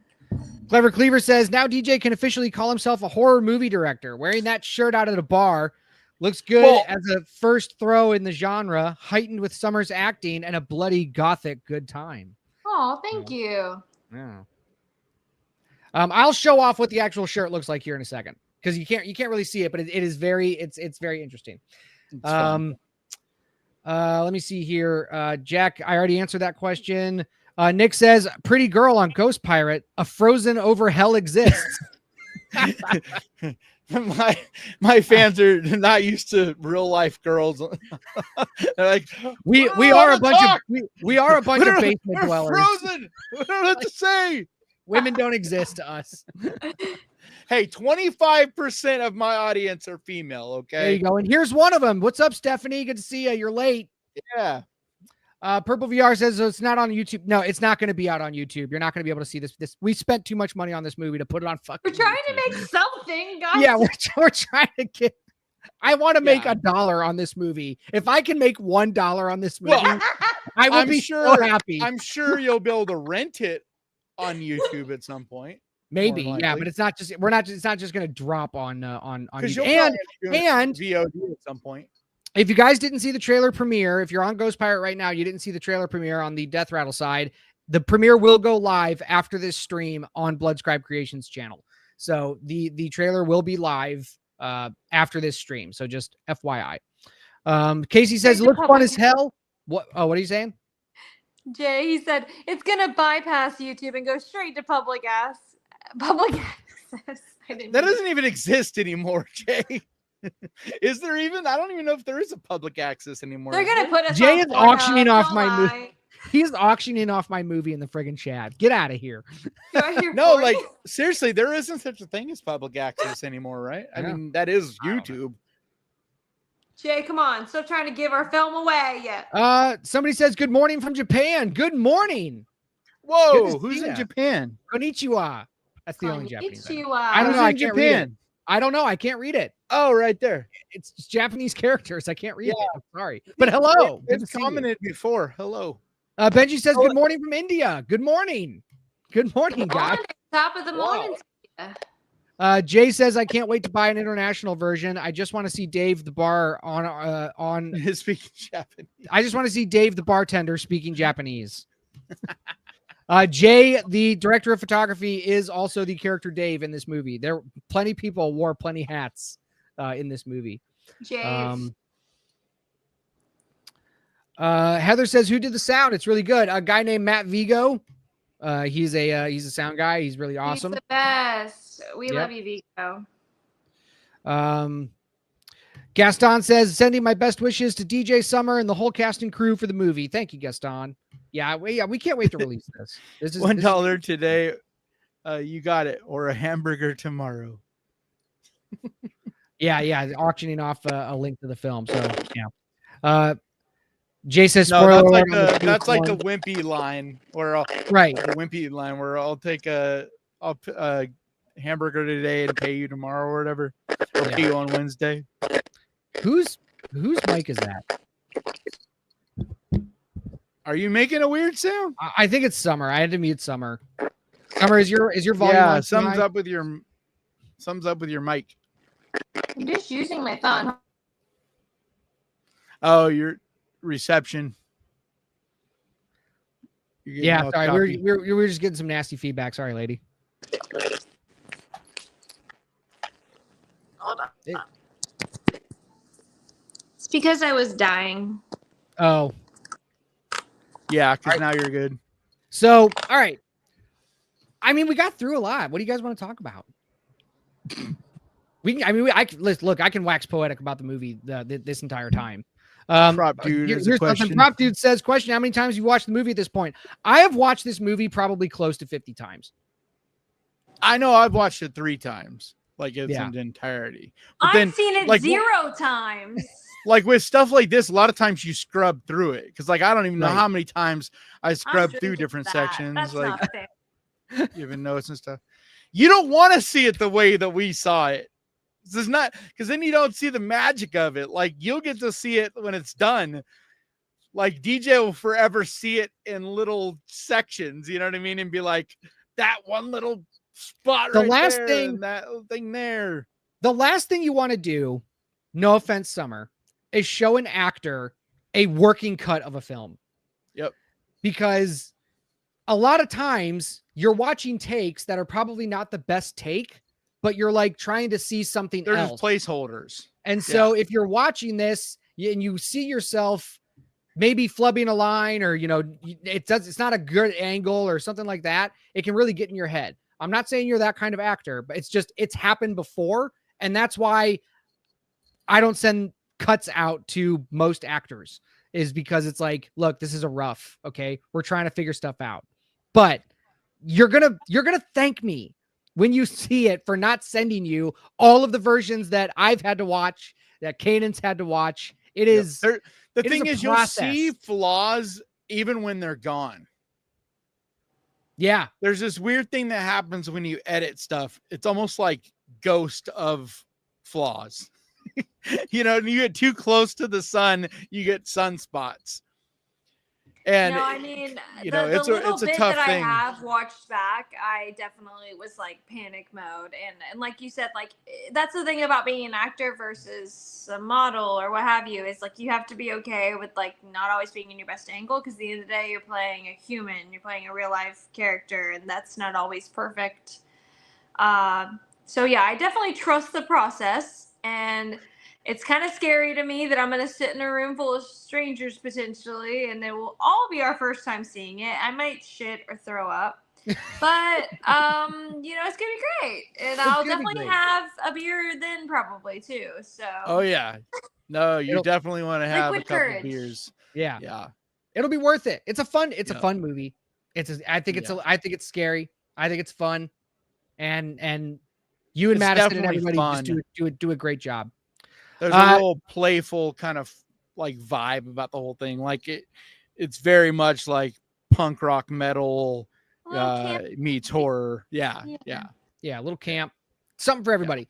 Vorpal says, tell the truth. Was Summer a total diva? I will tell the truth. No. Was there anybody that was a little bit, who would have been, if you had to pick one person that was the most diva, who Me. would it have been? You? he ain't lying. No, he was. I saw him. But he was my also like, you guys were all super stressed too. My cast was awesome. I know everybody says that and it's like whatever, but like I seriously, there were no divas. Everybody took their lumps. Everybody took their hits and just did it and did their job and did it well. I also think that there is, If Jay is I think still there's in a here, lot he'll less- remember. He'll remember but I also- the shirt. the shirt scene. Sorry to interrupt. The shirt, when Madison has a shirt that says like "fuck you," and he couldn't get a good shot of it with her opening the door. DJ goes, "The shirt is the whole shot. The shirt that makes it funny." He's screaming. I'm sorry. It just seemed like all we have to do is just show the shirt and then tilt up to her face. And for whatever reason, we couldn't get it. And I didn't understand why. And so because I didn't understand, it was starting to freak me out because I'm just like, you just center tilt. That's the shot. And so like, but yes, I'm probably the most diva on the set, and I'm sorry. Jay says the directors are usually like, that's what I was going to say. I think there is a bit of I just don't know how true it actually is that a lot of actors and stuff are divas on set, because I think a lot of actors and stars or whatever are divas, just like rock stars, right? Mm-hmm. But there's a time and a place where they are those things.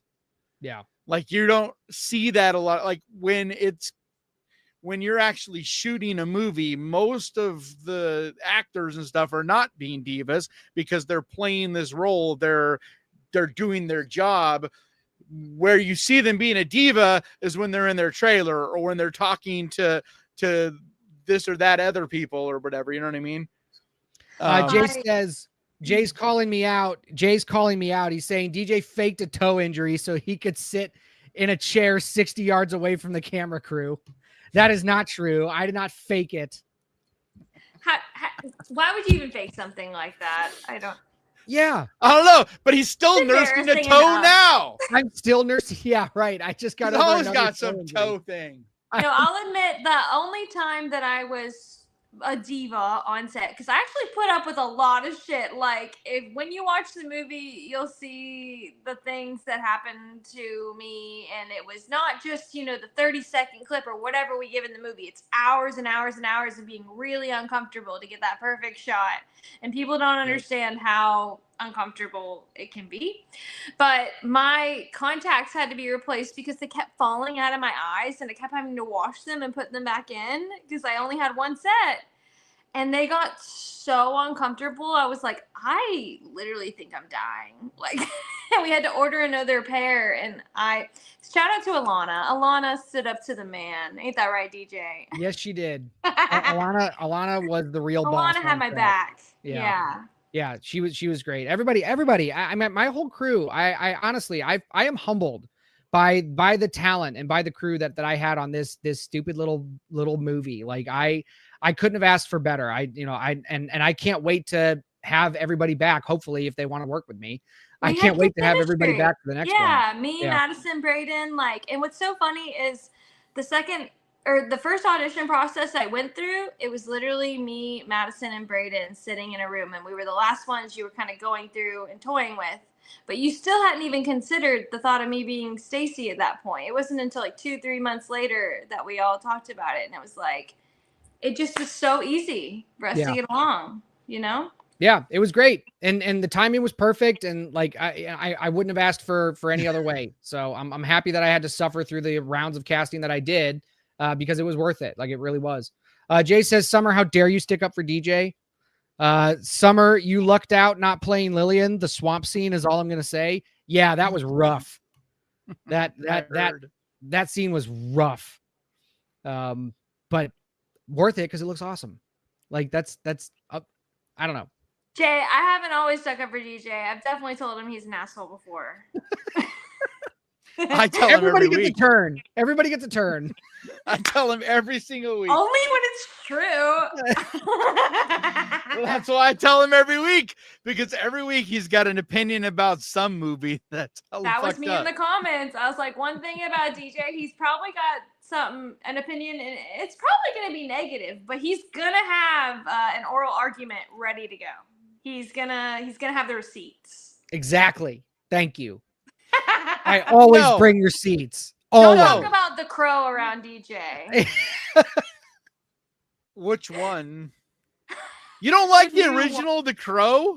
I love the original. No, the original is the new excellent. one. Yeah, that's like trash. DJ's 13th Reason. Yeah, we agreed on that one. That was a Yeah. movie that we both were just lighting up.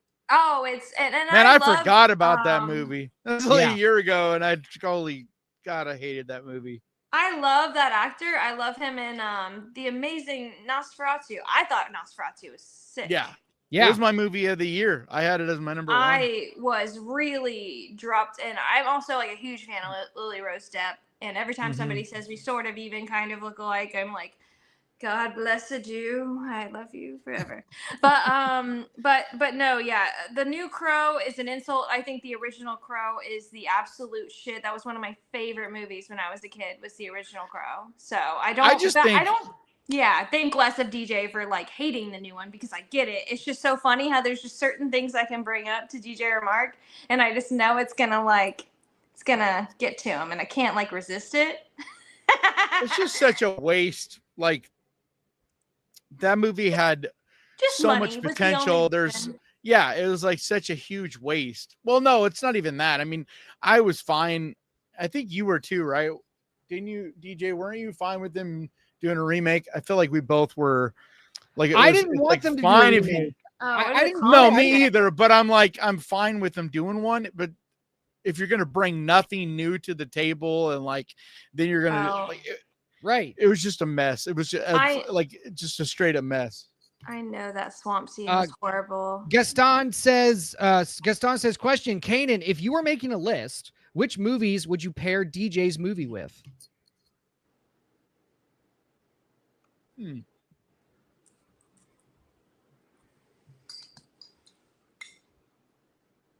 I'll let you think about it. I'm going to read a couple more comments. Vorpal says, Summer's a hottie. How did a schmuck like you get her to do your movie? Money. Right? Yeah. The chat always talks so much shit to DJ. You're not wrong. I always feel bad. Like, people are always talking shit. John says, I don't love your know. ponytail, Summer. Thank Because there's you. like a Lovecraftian, like there's kind of a Lovecraftian feel to your movie, and there's not enough Lovecraftian movies. You know, I honestly, there's one that comes to mind. I'm trying to remember the name of. I think it's called Older Gods, and it feels along the lines of yours, because it like even budgetary wise, it's not as fun. But it has like a kind of similar ideas and tones and stuff. No, I dressed up so professional for my job when I found out I was gonna get to be a part of this. I was like, I can be myself, and then I was kind of like, I'm gonna give my little Sacey, because I dressed like definitely this way the whole time we made the movie, to kind of like feel like I was in character. So I was pumped. So thank you. Ponytails came out. Promise Well, I'm here's almost 30. we've got a similar question then for you, Summer.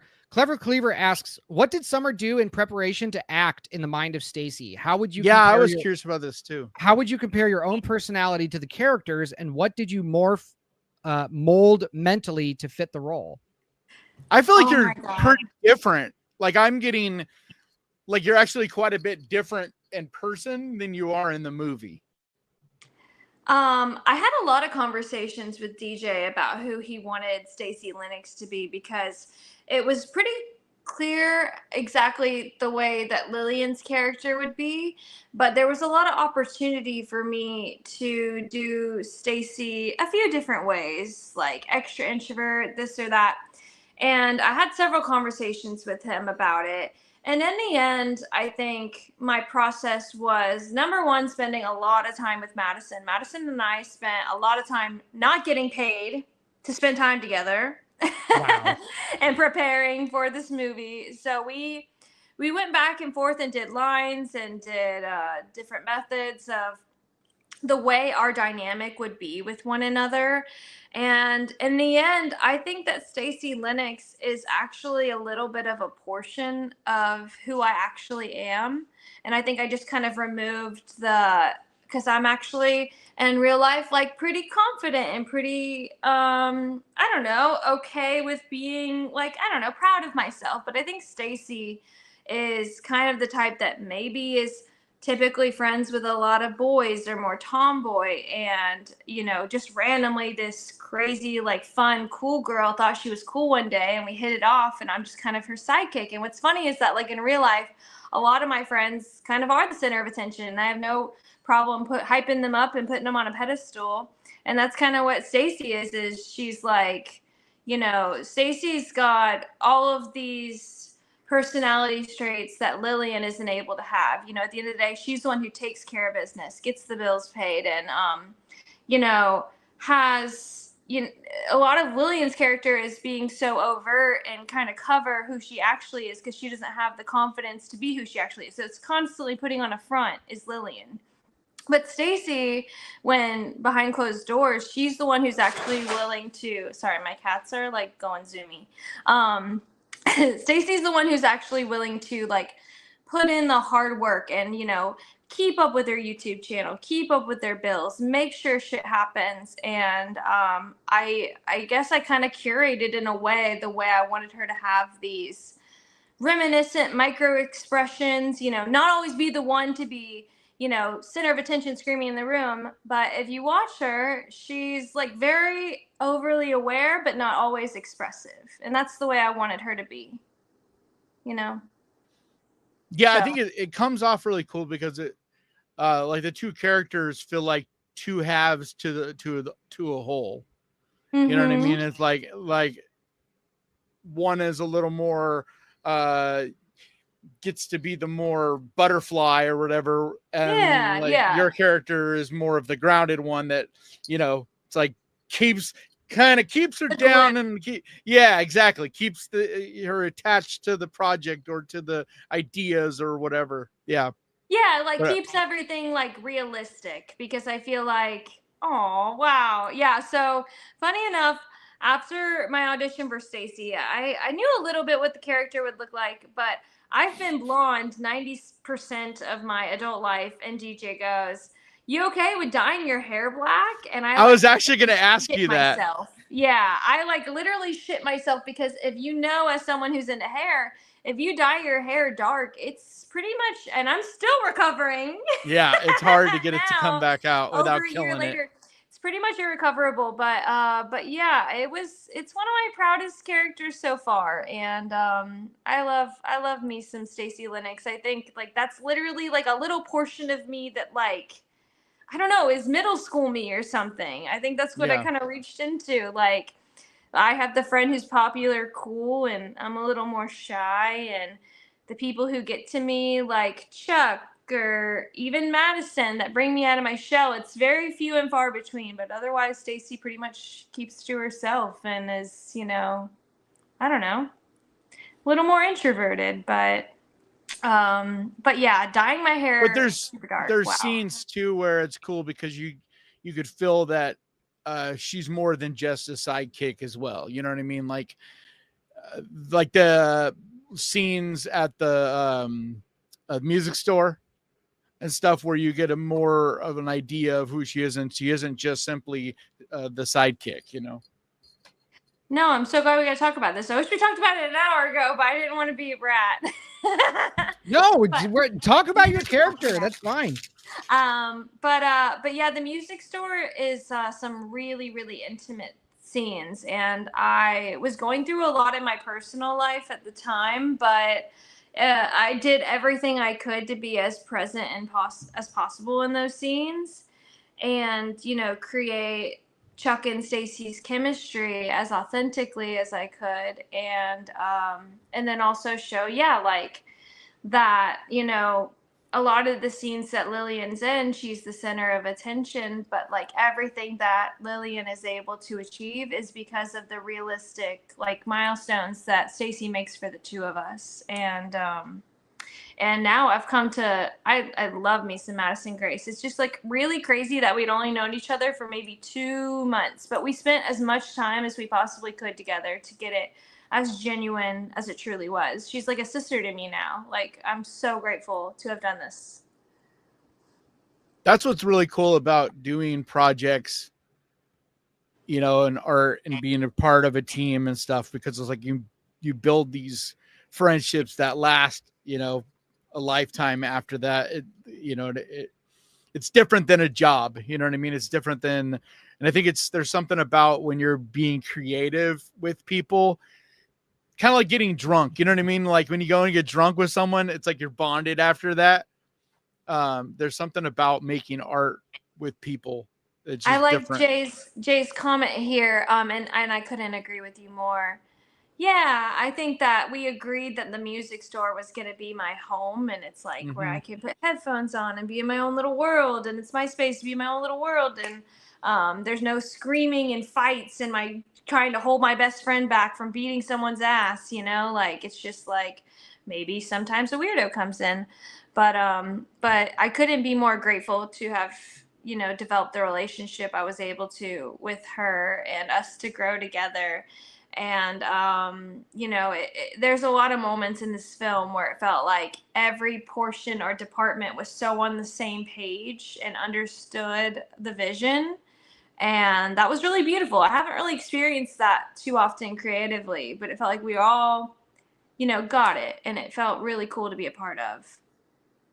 So you said you were in music school or whatever as a kid. What instruments do you play? So I can play piano and I can horribly fake guitar, which I have to for my character. But I studied music for over 20 years, and I was a classical opera major in college, and it paid for most of my tuition. So vocals are your main. Vocals Opera, my main huh? instrument. Yeah, I studied classical Wow. opera all through college, and I was on a scholarship program that paid for most of my college tuition.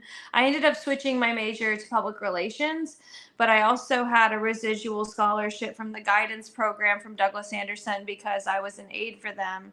So I was really fortunate. And then all the rest of my school was between my dad and me, working part-time jobs doing liquor tastings to pay for my school. So I did it pretty much all on my own, but and then did YouTube, funny enough, during that time. I was a YouTuber for like 3 to 4 years. Why'd you stop YouTube? What was your YouTube? What were you doing on YouTube? I'd review makeup. I'd review like places to shop or boutiques that were local, but primarily it was like beauty and like you just a didn't few find your different niche, things. or No, I really enjoyed it. I think the one thing that made me want to step away was that I felt like I couldn't be successful in it unless I just sold things to people constantly. And it felt like that was the only way I could really make money was these brand partnerships. If I just like shoved down people's throats, like, you want to buy this. And it's like I had people that I knew didn't have the money, but just wanted to be sweet and supportive of me. And it kind of took away my love for it.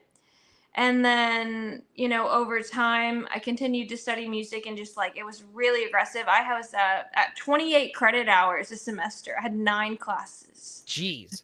So, yeah, so I was really busy. And then I was also a teacher's assistant. So I was getting paid. When did you graduate from college? So, yeah, I was a music major from 2014 to 2018, and then from 2018 to 2021 when I graduated, I was in communications and public relations at University of North Florida. So I graduated then, but yeah, big transition to communications. I was like, this is easy as shit. You guys are such brats. What is what is communications like job wise? What is that? You can do like, it's pretty much one of the most broad majors you can do when you go to college. So because is that the degree? A lot of people go into like radio. That's what I was gonna say. Yeah. And I actually used to do radio commercials for Cox Media Group here in Jacksonville, like to make extra money, or if I needed, like I've pretty much done anything you could think of creatively to like hustle my way to. I was gonna say, you remind me of myself so much because like I have always been that way. I've always done so many different things. I'm a freelancer. Like, it's actually really funny that Madison's pursuing makeup artistry now because I did makeup for like 10 years before I was even studying music. I've lived multiple lives kind of in one, and I'm 29 years old. But I started doing makeup. She's a baby. I started doing makeup professionally when I was probably 12 or 13, and I was paid to do it for other people. And I got into FX makeup, and that's kind of what my YouTube sort of turned into for a little bit. But yeah, I've had all sorts of creative jobs And but acting and singing and all that is probably my favorite, if I could choose. But I'm really grateful that like I was able to do this film and kind of come back into this creative community, because it literally felt like coming home. Like when I switched my major from music to communications, it felt like a part of me like died. Like I left a group that felt like a family. Like the way people communicate in other parts of college that aren't anything artistic is not the family you find when you do something more creative. So It's true. yeah. So when I came home to be a part of this film community in Jacksonville, I just felt so like immense gratitude, because I realized that actually the circle's kind of small. There's only so many people in our particular city that are really, going after it. And even DJ, like I'm so proud of him, because like I know that it's not easy to like constantly, consistently put yourself out there and build the relationships that he has over time. But that's exactly what it takes. Like annoying people to the ends of the earth about what you're trying to do. That's what I tell DJ all the time. It's so much of all of this is about consistency. Like you just got to keep showing up. Like that is 90% of the battle at doing anything you want to do, is just showing up every week. Be willing to be cringe. Yeah. You just got to always be willing to show up, because like some days you'll have your good stuff. Other days you'll have nothing, and you still show up every week. It's like my videos. That's why I'm able to make a living doing this now. It's not like every one of my videos is good, but it's every week there's a video. Good, bad, or whatever, That was the hardest thing for me when I was doing YouTube, is like, and especially because the editing was so time consuming, because I ended up becoming so particular about the way I wanted things to look or come off, and I wanted it to be to a certain level. So like literally a year before I even started YouTube, I watched YouTube videos about how to use a DSLR camera, how to do the focus, how to set up a monitor, like literally for dummies, shit, like how to operate this, and like what is aperture. But acting ended up being my favorite job, because I actually have gone through a lot of trial and tribulation with my personal life and my family. My father was sick with cancer, and I took care of him before he passed. And then my mom is sick now, and I still help take care of her. But acting is just one of those facets that you cannot compare, because it gives you the opportunity to not be yourself. And that's actually the ultimate gift to me, is being able to step out of who I actually am and tell a story, and just be totally engrossed in like the ability to tell that story. And that feels like the opportunity of a lifetime, to just be able to do that. It's my favorite thing. Yeah, it's escapism. Exactly. You're able to escape into a character, and then you're able to bring that character to audiences who will then also use you for escapism. And it's kind of this shared experience that really is one of the reasons why I love film so much, and I love going to theaters. Which you would never know that you love movies. If you didn't know better, you'd think DJ only hates movies. That is not true. It is. He's on something, dude. Though. He's Dangerous Animals is so much fun. I didn't say it was bad. Okay, I actually recommended it. I recommended it. Y'all were so annoying bitching about Dangerous Animals. I was watching it before I was about to log on, and I was like, dude, it's such a good movie. I was like, man, I wish I watched that, because I know. I was like, I asked DJ, I was like, because I would have loved to have heard your input and been able to like talk about the movie, but it's only playing in like a limited amount of theaters. So yeah, I'll watch it, and I'll watch something else you guys are going to review. And if you potentially want to have me back, just let me know what you're reviewing, and we'll see if I'm, absolutely allowed to be back, because it is a privilege, and like it is a privilege that I went through all this process and still made it to this point. Like I don't take it, but I'm not entitled in any way. Like I know that I like busted my ass, and DJ respected it, and here we are. So I'm grateful to be a part of anything you guys potentially do. This is like the best. I would have my own podcast if I like wasn't kind of an idiot with technology, but yes, we will definitely have you back. So are you pursuing other, like what are your goals now? What are you doing going forward? Like, what are some things you're trying to Yeah. do So going forward? So I would love to continue doing creative things, whether that's acting or actually, after I did the Hellgate, I was abruptly let go from my job. I was working in liquor sales and I was kind of in a hiatus. So, I was kind of just freelancing, trying to get by. And I was building window displays. I was telling DJ about it for different stores and businesses in Jacksonville to like be okay. And I basically just kept track of my hours and materials and was doing that for a bit. And then I've done floral work to make extra money. Just pretty much anything I like that I can potentially monetize, I'll try to do. But I had a really bad night bartending. I actually started bartending after the movie, which was so funny because Lillian was a bartender. And then I worked at a place called Lillian's. But but I had a really bad night bartending. Like it was literally awful. Like I was bartending like an entire back room, the bar top and the tables and serving all by myself. And it was just a recipe for disaster. Like I'm only one human being. And the kitchen pretty much left me high and dry and like someone's food was ready and they just never brought it out. But I like just didn't have the ability to do it. And then my management was kind of giving me the feeling that like they wanted me to take responsibility for the meal. They were kind of indicating that like they wanted me to pay for it. And I was like, are you effing kidding me? Are you serious? And I went out there and I started You're telling allowed them, to and swear. they came over and they were like, we You would can never swear do on- that. Oh, okay. I didn't. Yeah. I curse No, a you're lot, welcome but I to- didn't wanna. Okay. You're welcome I to curse a swear. lot, and I'm trying to be professional. But anyways, I had a really bad night that night, and I redid my resume all night that night, and I sent like 160 emails to cards I had collected over working various jobs in my life that I take pictures of.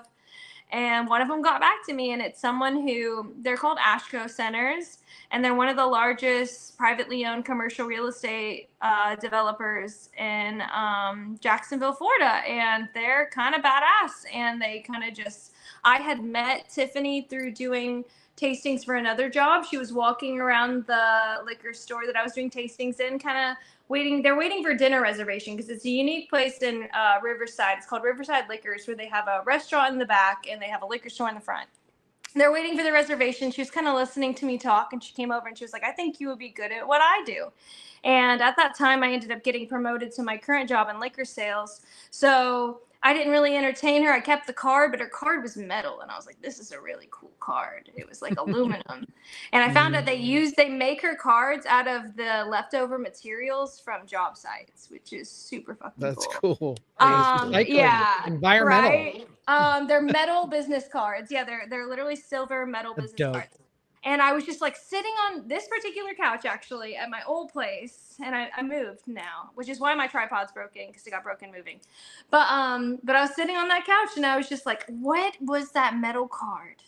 I need to remember what that metal card said. And interviewed with her. She was traveling internationally, and I emailed her, and she said, come in on Monday. It was a Friday, and we'll talk. And then I was working full time on Wednesday. So basically what I'm getting to is my goal is to potentially do well enough working in real estate now and to have the privilege to do that I can, pursue these creative endeavors and not be like wanting to shit a brick when I get my groceries at the store, Yeah. just to be able to be financially well enough to where I can do the Hellgate too, or I can, sit down all night and do auditions. And like the thing is, I do have to get to work at 7 a.m. every day, which is painful as hell because I have to like look nice. I'm not just rolling out of bed.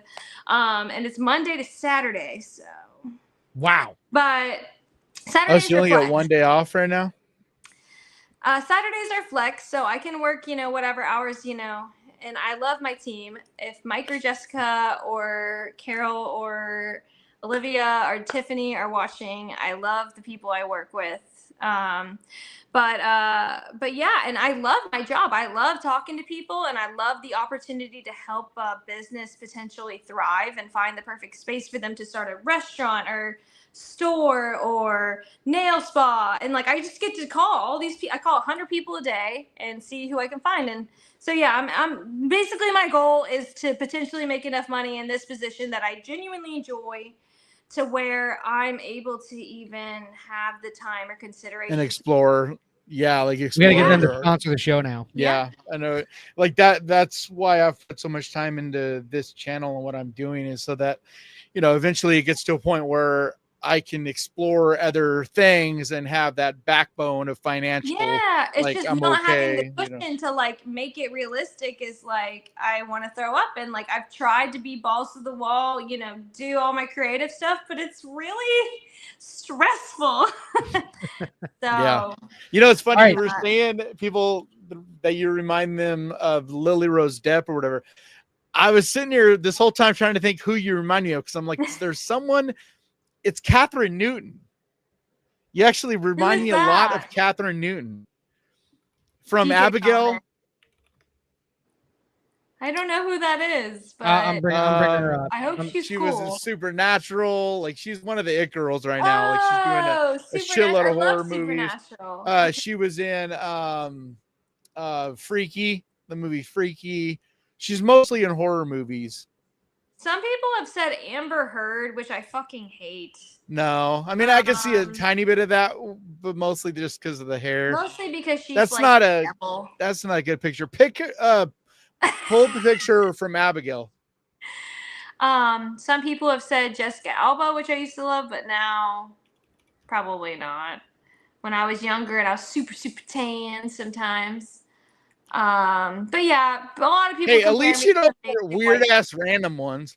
Like me, the only ones I ever get is I get white agent. What's his name from the Avengers? Samuel L. Jackson's character. I get. Oh my. Agent. Nick Fury. Yeah, Agent Nick Fury. I get the white Nick Fury. I've had a lot of black guys yell that out. They'll be like, "Dude, you're the white Nick Fury." Who is Nick Bro, Fury? you're the white Nick Fury. Samuel L. Jackson's character from he has the eye patch from the Avengers movies. Oh, okay. Here, did you find a better picture of Catherine? Every single one of them is Kanan Sweet. He's like, you're doing my girl dirty. Pick up Get from, a better picture. What was the one she was in recently? I'm like literally looking at a picture right now that looks like what I'm talking about. Like, I don't know why you're so inept at finding a decent picture. Fuck you, man. I already got one. Here, look. Why are you so inept? That's not a good one. All right, you fucking find one. I'm gonna read some comments because we have a lot of comments and a couple of questions. So I'm gonna read less comments than we had before. What happened? No, I had to scroll up. John says I nominate Summer for the first female crow. B Movie says great answer to a great question. John says, ooh, awesome. Stacy's a goth hottie. Always have a soft spot for goth ladies. John said, Summer, we're losing your video. No, I was looking at text. My coworkers are texting me and they're like, John says, it's actually a little bit uncanny how much in the right pictures you look like Catherine Newton. Like I'm good at that game. Whatever, man. John says, DJ, I missed the trailer, but is Hellgate an 80s period film? Summer definitely looks 80s metal goth. No, it is not a period film, but part of my look that I like to get in my films is if 80s metal culture were popular today, what would that look like? And the way that I told Jay what I wanted my movie to look like is I told him, I said, watch House of the Devil by Ty West. And that's what I want. I want it to look like that. I want it to look like this modern 80s film look. And so that's the style. So if you watch a DJ Remark movie, that's the style that I am going for. Tell me that does not look. I feel like his hair color is a big factor in this, which I've changed. Look at the face shape. I mean, like an egg. No, no. Stephanie says like an egg. Tara Fright says DJ Love literally considered one of the hottest girls in Hollywood right now. Like a huge compliment. Yeah. Anyway, I'm just saying, like, you don't see it, DJ? Sort of. Prop Dude says, respect the hustle in the trenches with creativity. B Movie Theater thank you. says, I mean, look at that picture. Swear away, motherfucker. Gaston says, Look question at for this one. Summer. Look at this Oh my one right God, here okay. to the right. Kanan, you get it. Hey, you told me to find it. So I get it. did. We get it. Gaston says, question for Summer. How would you describe DJ as a director? Both DJ technically hates and when I creatively? sidetrack because he's like very one-track mind. He likes to read the comments with no interruptions. He likes to read the articles with no interruptions, but that's not how I work. I have an ADHD brain. All right. Okay. Gaston Is it- asked Summer a question. Okay, Gaston. He said creatively and technically. I think I have a lot of respect for DJ because he's been at this for a really long time. The first time I sat down with DJ, he told me his story and essentially like were you living in Ohio originally and you moved here? Yeah. Or okay. So DJ was I'll be like right doing what was it? IT, right? Yeah. Okay. And basically fucking miserable. And you said you were so miserable at that job, you were literally thinking like, how hard would I have to hit my head against the monitor to like fucking kill myself because you hated that job so much. And I Yep. thought that was so funny. I have a really good memory in case you didn't know. But I just thought that was too funny and like, you know, and what's also really cool is Ohio's kind of known to be like one of the most haunted places. I'm actually a huge dork and I watch like a bunch of those like lame. I love gay people. It is the most haunted I state love in gay the union. people. I just want to make that clear. But I love paranormal shows that are kind of cringe and they're hilarious. And a lot of haunted stuff is in Ohio.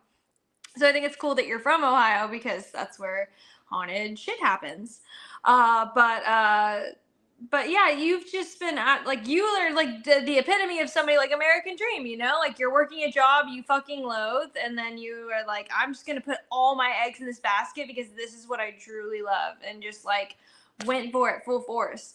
And Jacksonville, you know, historically used to be known for almost being the Hollywood of, you know, the United States at one point because I think it's because of tax. It was cheaper to make film here or something like that. Or No, it was the weather. It was known as the winter film Oh. capital of the world. All the filmmakers from New York would come down to Florida yeah. to get out of the cold and keep making their movies. But DJ's a Leo and I'm Sagittarius. We're very compatible. He's very straightforward. He knows exactly what he wants and the way he wants it. And if he doesn't get it, he doesn't like it. And I actually like that and respect that. And technically, I think it was nice to have a director that. When's your birthday? Kanan. Are you I'm a both Sagittarius. Leos? Just interrupt her. No, just I'm a interrupt her Sagittarius. answer. When is your birthday? Mine? Yeah, mine's the 10th. When's yours? You're a Sagittarius too? Yeah, that's why I was like, what? December 15th, 10 days before Christmas. Yeah, mine's 25 days. So yeah. My friend's birthday is December 20th. I'm like, man, I feel so bad for you. Like literally the same week as Christmas. I don't know if that math is mathing, but What math?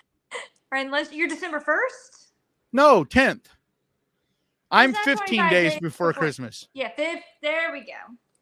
Okay, I'm 10 days before Christmas, but anyways, doesn't fucking matter. But yeah, I think DJ is a really cool guy, and we've had a lot of good conversations creatively about like things that we find interesting, and having him as a director, I feel like I could come to him and ask a lot of questions, but I think it was actually kind of cool that he would look at me and be like, this is your liberty to take. Like, this is your decision with this character. And it's for you to decide how you think Sacey would react to this or go with this. It's your job to decide what her family background is and kind of put that in my, you know, decision making as an actor. And that was kind of overwhelming at first. I was kind of scared, like, can you just tell me exactly what Stacey's supposed to be like, because I don't really want to like get it wrong. But to give me that kind of respect, to be like, I hired you, I selected you because I like your interpretation of this character. And I was like, okay, damn straight. So I literally like wrote out in a composition book like exactly what my character's like, memories me and Bible. Lillian might have. Yeah, exactly. And put that together so that if there were instances in the scripts where, Stacey might react to something differently because of experiences we've had in the past, or like, here we go again in my facial expression, but not necessarily like having to say something about it. But DJ was great. DJ wasn't around as often as he probably should have as a director because he was very busy off set, but that's okay. We We had to good. get that cave built. That's Yeah. why I had to leave set sometimes because we had to get the cave built. Every day that went by, we had to be in the cave, and it was done the cave was done the day of we were supposed to be shooting. Like Yeah. I had my art director, Uriel and Thais in there Ariel and Thais, the day before, best just people. late at night, just putting finishing touches on that fucking cave.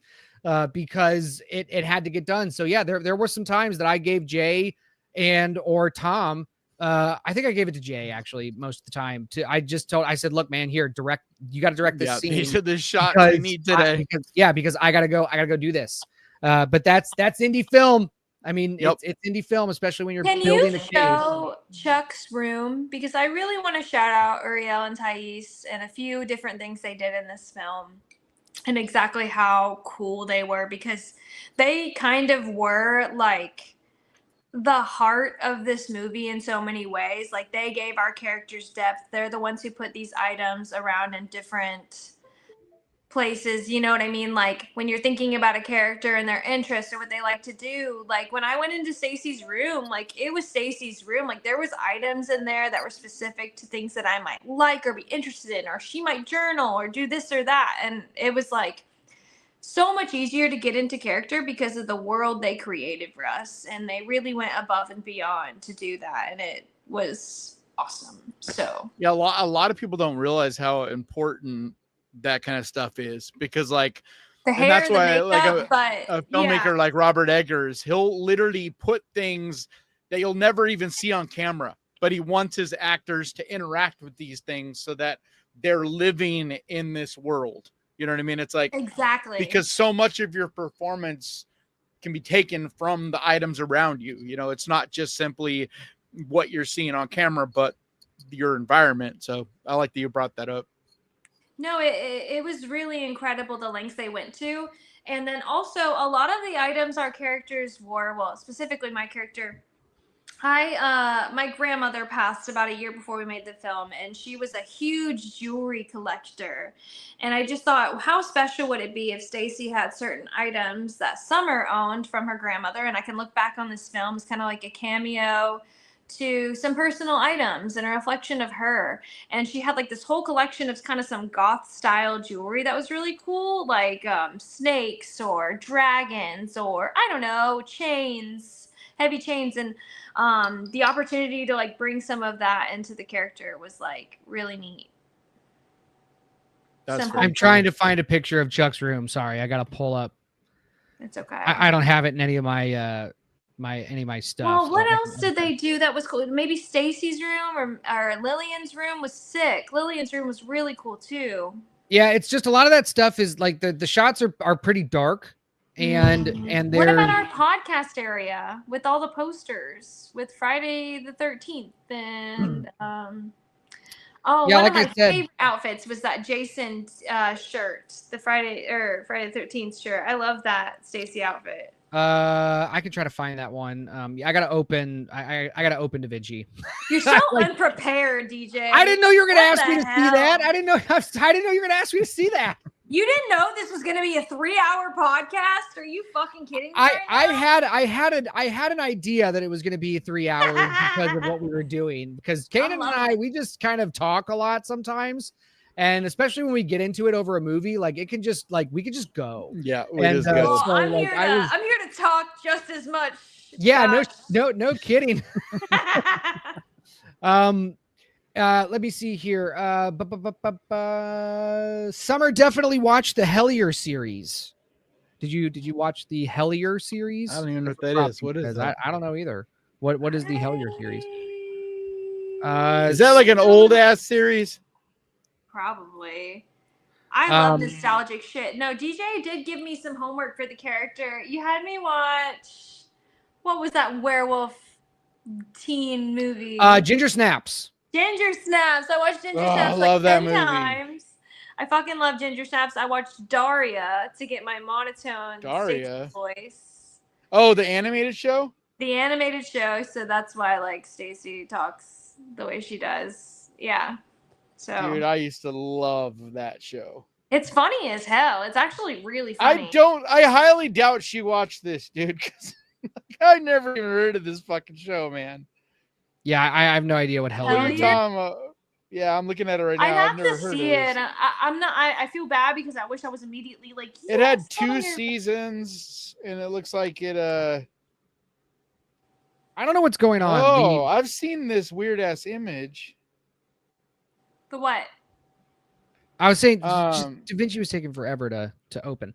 Everybody's talking about birthdays because you brought up It says Sagittarius. So documentary. Stephanie It says, says "Oh my god, documentary. first birthdays ever." B movie theaters August 7th. B movie, you got a birthday close to mine. Stephanie says 12 to 15 twinsy. Oh, Yeah. cool. Al Capone had a Florida home and probably some bodies buried there. Heather says probably, most likely did. Jennifer says, "Hey, I live in Ohio. Hell yeah, some good Buckeyes." Oh luck. shit! Okay, it's a series on Prime. And I should watch it. Is it cool? Does it look cool? I don't know. I'm just it does.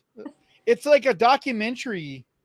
DJ, why are you in the dark Series. right now? Because You because I have bad lighting, and when I open another program, I have to take out my white screen on my monitor that does most of my lighting. So Oh, that's it's a why, We're gonna get you a paranormal. ring light, sweetie. We're gonna Yeah, upgrade yeah. you. yeah. So I can start Yeah, doing makeup. no, tutorials. DJ will never spend any money to actually fuck make you. his set look better. No, it's a. Don't ask He's me. been talking about getting a ring light for a year, and I'm like, they're like $9 on Amazon. No, Shut the up. one I'm using right now, it I did know break mine apart. was 250, so I'm not like. I have to show you guys what I'm working with right now. Like this is, I cannot make this shit up. It's too Like- bad I don't live out there or you lived out here because I got a bunch of ring lights. Do we see the duct tape that I Yeah. have? Yeah. I had to wrap another tripod around it. Hey, I like it though. It's a imaginative. whole- Does the job. Yeah, I only have one, and it was like $30. And But no, so this Hellier series, it's a supernatural, like paranormal. that sounds It's a awesome. paranormal documentary type of series. That's why he brought, because you were saying earlier that you like The paranormal. dorky paranormal. Yeah. And so I think No, that's I why love, he said oh my gosh. I'm like, I'm like looking for my phone. I'm like, I'm using my phone for this podcast. What a dumbass. I like Uh, ghost. I like Ghost I've done Hunters, that. but I'm not a fan of Ghost Adventures. Like Ghost Adventures, to me, they're super nerdy. I no, don't like those I guys. love But Ghost Hunters is paranormal. cool. Okay, There's these- from 5 minutes ago, here's a picture of Chuck's apartment since you wanted to give Uriel and Thais their flowers. Yeah, it was so cool. It was cute. It looked like a 20-year-old's like nerdy apartment. Yeah, this is the one of the sets I went to. And we still didn't meet. I was definitely there. I'm literally there right there. No, Jay said you weren't there the night that I was there. Braden's 20-year-old ass awkwardly holding the spear like he was small. Well, it wasn't real beer. Okay, it was it wasn't real beer. Okay, but yeah, so they were responsible for decorating this whole thing, and yeah, so we had set designers, art Very directors, cool. the whole shebang. So that's what it was. Let me see here. Oh, Jay said Chuck's room is in the trailer. If you want to pause it, yeah, I guess I could have I got to re-chat. Wow. sorry. It's almost like Jay should have been here. Oh my God, we will have a cast and crew stream. Okay, Jesus. It's Jay was originally on this show before it was called When it was the Hookah Death and Horror. Rattle. When it was Yeah. Hookah and Horror, yeah. Hookah and horror. Hookah's Yeah. God. That's why that's why the name is Death Rattle Podcast. I used to love hookah, but now if I smoke it too much, it makes me easily want to vomit. Well, Yeah, you well, don't. I just there's a realized couple you of don't flavors. really ever smoke that on I the screens anymore. because I broke it, It makes Oh, me okay. sick. and so I just Because haven't people bought a used new to one. give you shit every week. I know. I'm gonna get a new one. I'm like, I we're adults, dude. I love like, hookah. so people No, used to every stream, they'd be like, dude, can't believe you're gonna sit there smoking. So we were what? just like, really? I'm surprised Like, YouTube didn't kick you off. B dude, there's movie people theater smoke says weed. did, YouTube, like I've people smoke tried. weed, people smoke cigarettes, like everything on camera. Well, I smoke weed, but B movie theater says question. Did you say you used DaVinci Resolve? If so, how do you feel about it when it comes to making a movie? I love it. I've been using DaVinci. I was a Premiere guy for the longest time, and I finally went into DaVinci. It's the best color grading software ever, even though I'm not a very good colorist. A lot of people are using DaVinci now. But the fact that it's an entire editing suite, you have a cut room, you have Fusion, which is a competitor for After Effects. It has its own audio studio. Like it's just and it's free. You know what I mean? I paid for the studio version, but it's a one-time fee. But it's just great. It's super powerful. They just had a huge update with a bunch of new like AI tools and stuff like that, which are they're just incredible. It's magic. It is black magic is what Like it is. for you, if Mike free is on add-ons? here, our marketing guy, I'm curious if he's used DaVinci. He's been toying around with a few different softwares to make our marketing at my job. I'm curious. Yeah, it is. Yeah.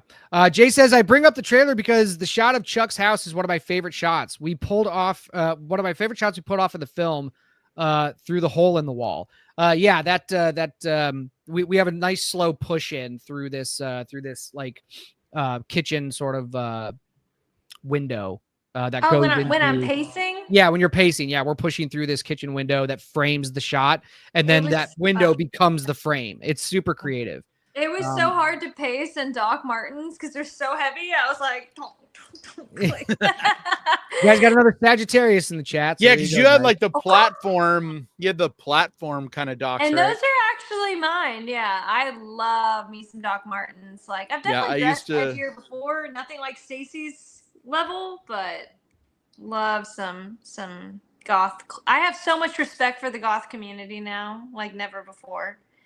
True maximalists, like 7 chokers.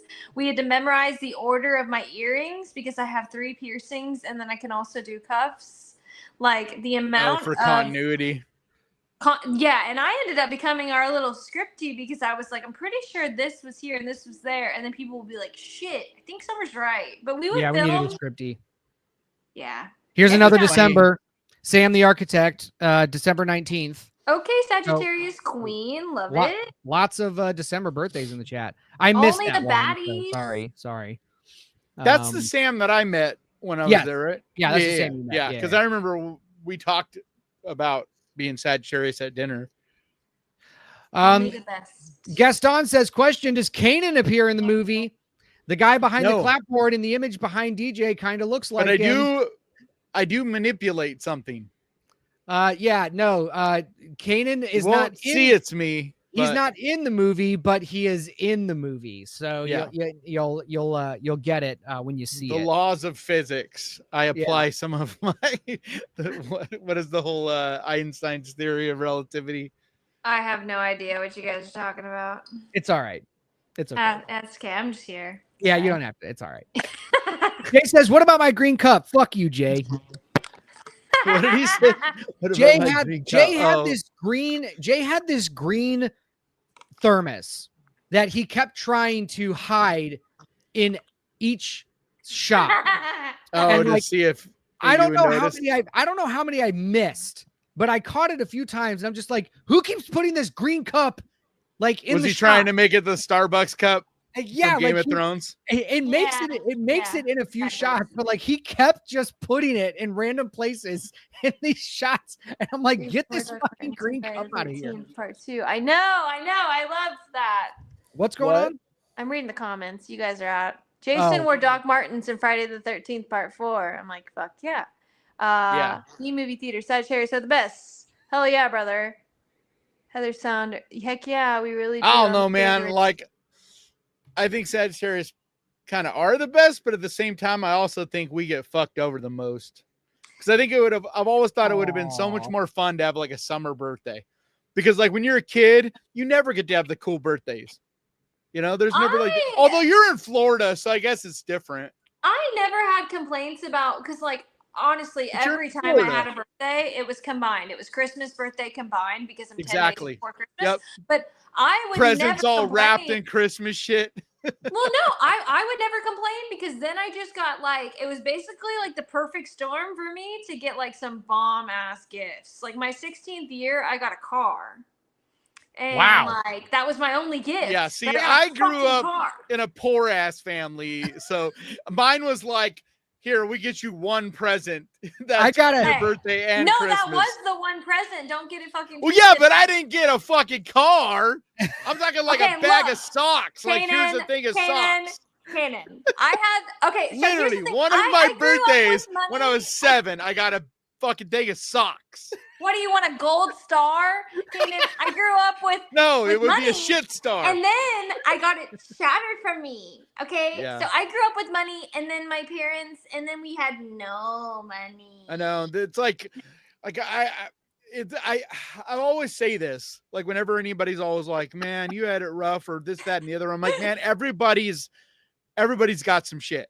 Because like there are so many people that grew up with money, but then it's like there's a rude awakening at some point, because at some point you're an adult and you had gotta an fucking exceptional figure rude shit out. awakening. Yep. My dad got cancer for the second time, and we were screwed. So trust me, I'm humbled. I assure you, I'm humbled. Yeah. I'm not like one of those I was young only white women teasing you. like, I'm just oh teasing. my god, my dad gave me a second generation Maserati. Rude. Like, I'm not like one of those dumbass like people. I promise you. Like, I'm humbled. I almost died. That's how I got my first car. I got hit by a drunk driver. Me and my friend, we were hit by a drunk driver and put in the hospital, and the insurance money, I got my first car. Are you sure you weren't the drunk driver? No, I was like 17. I was a kid.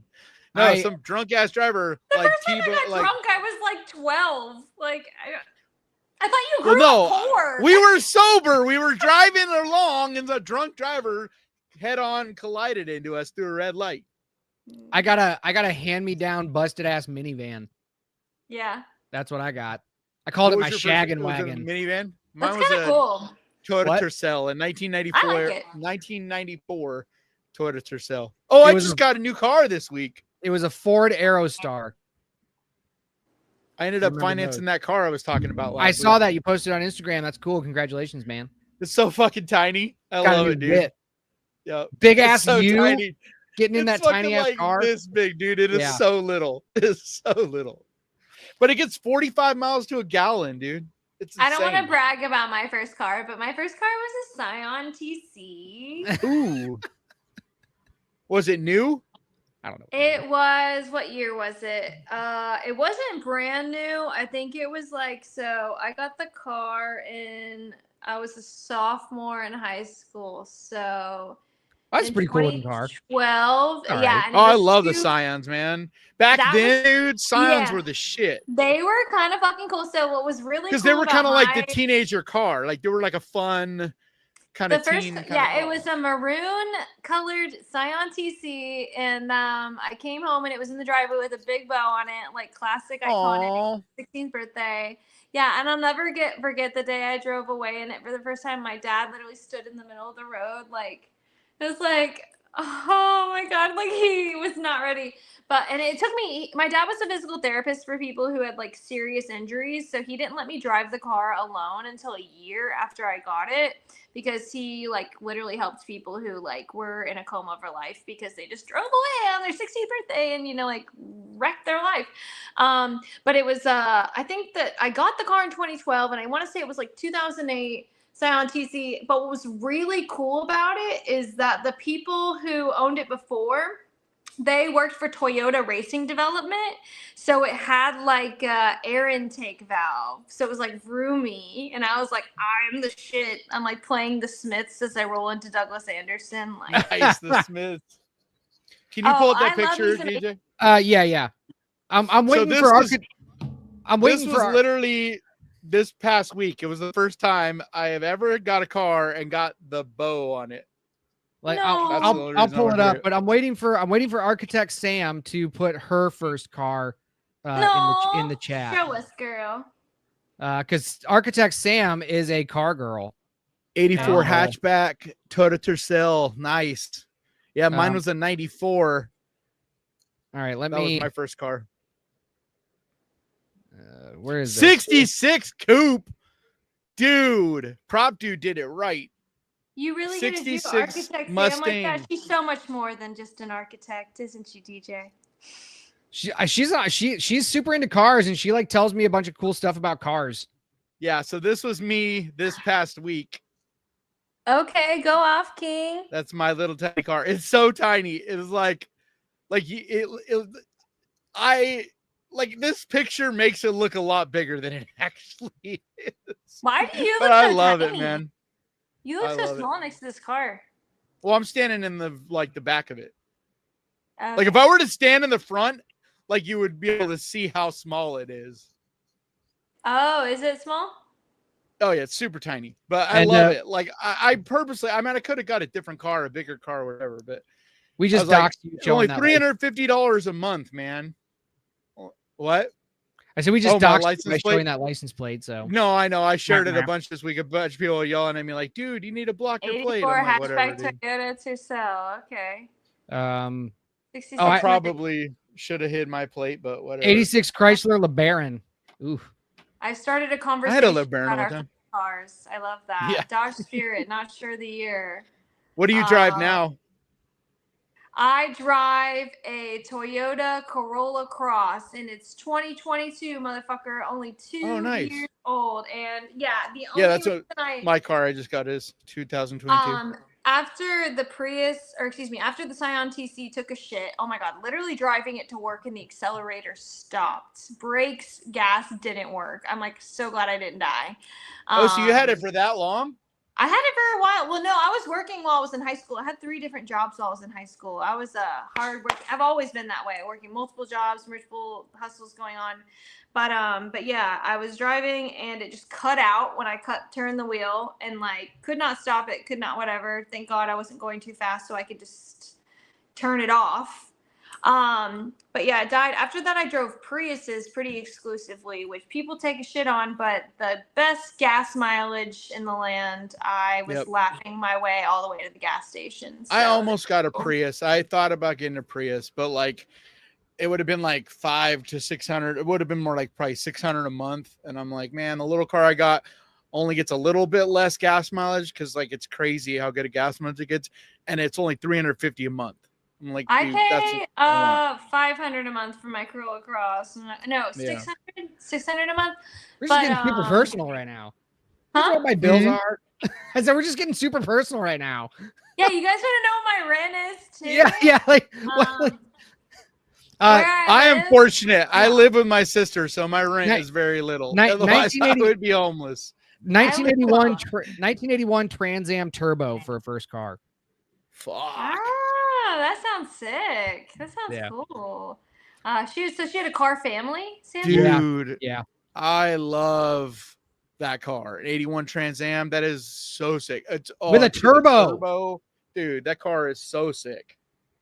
Yeah, the only reason I drive a Corolla Cross is because my ass cannot afford a RAV4. But my RAV4 was my dream car. But I just needed Yeah, more I room like the because RAV4. I like to restore furniture, so I just needed something with enough trunk Oh, space. that's fun. So you go like thrifting and shit?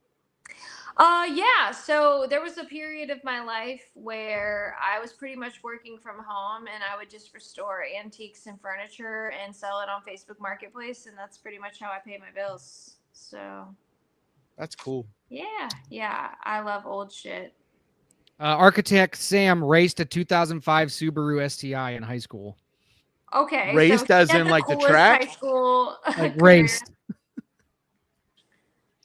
Yeah, that's what I mean. Like the track? Or are you talking about like, or did you just race it around?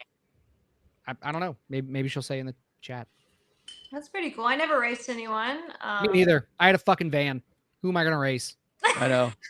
I know. raced. I had a Toyota Tercel, dude. It was like If I'm Little racing three-banger. anybody, it's I'm racing my van to the gas station. That's what I'm. That's what it was. The real race is will you make it in time and not have Right. to, like get I someone didn't to bring you. actually do any racing until I got my motorcycle, and that's when I was like, all right, I'm ready to go fast. Come But, here, say. This yeah. is seance. Aww. Hi, She's Stan. That's a great name for a cat, especially It a black is. I was just thinking that. Cuskins. seance. Say. I had a She's cat that fucked looked it up. very much like that, but it was a boy, and his name was Vincent, after Vincent Price. Nice. Yeah, I really want a cat, but my sister is like deathly allergic to cats, and we're Sucks. roommates, so I can't get I a cat used right to be now. allergic, and you know what? The only secret is to just putting up with it until you Yep. tolerate them. Yep, you build an immunity. That's why I was with my rats. Like for most of 2020, I like eyes swollen, like so allergic to them. But I just was too lonely to not have some type of pet. A And, rat is such a Sagittarius ass pet. Like I feel like dude, they're Sagittarius so always have sweet. like I love them. like what the hell? Like I have a good friend and she has like multiple snakes, a cat, pet spiders, and I'm like, you're just the epitome of us weird asses. Like I almost got a spider. I thought about getting a tarantula. I have a 'Cause, like, spider. Do you? Show What do you us. have? He's not in my house. He's a spider. Wait, it makes sense. You're He- fake. I'm No. like lost. I'm like, what? Listen, he builds He's like, a web. I have a banana spider in my backyard. It's He my built I a know. web. Like, well, don't we all? No, I I'm sure have if a I look spider. out in the bushes long enough, I'll find a spider too. No, I have a spider that builds a web that blocks the entrance to my apartment. That's not your pet, bro. And yes, it is.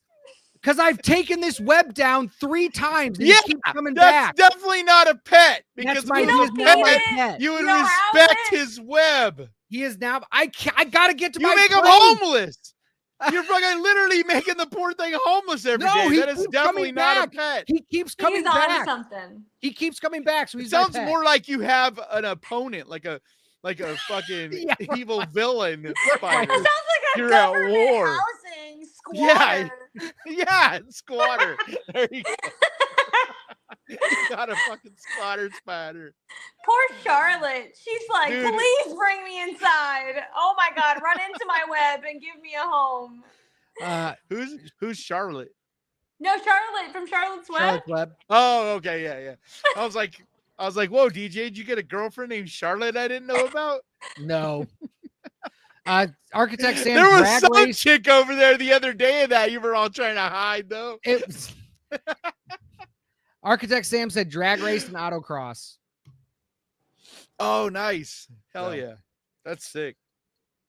I had a motorcycle, like a dirt bike for a minute, like just for a little bit. Name the spider. It's a done deal. Pet. I did not No. name the spider yet. That's No, his it's girlfriend, not. Charlotte the spider. Spider's From now my on, roommate. dude, that's your No. spider's name, Charlotte. No, that spider is not a roommate. It is not living rent free. I know. have a spider. That You need to spider quit is on kicking it out of street. the web, then. Yeah. I know exactly. I need to get in and out of my place. It's like so I go You down got the crawl stairs, out, dude. and Crawl at the out. You're bottom, just a fake spider dad. I know, no shit. adopted. So I'm You got to adopted crawl not- underneath the spider. Okay, crawl so are underneath the people web who from now adopt on. kids supposed to leave them on the porch? I know. Or- You No, throw them out but- every day? Like every He's night like- you throw the He's kids an outside outside. spider. He's an outside spider. Okay, people have Poor outside kid. cats. He's an outside spider. Okay, he's my spider. He's an outside. Where else is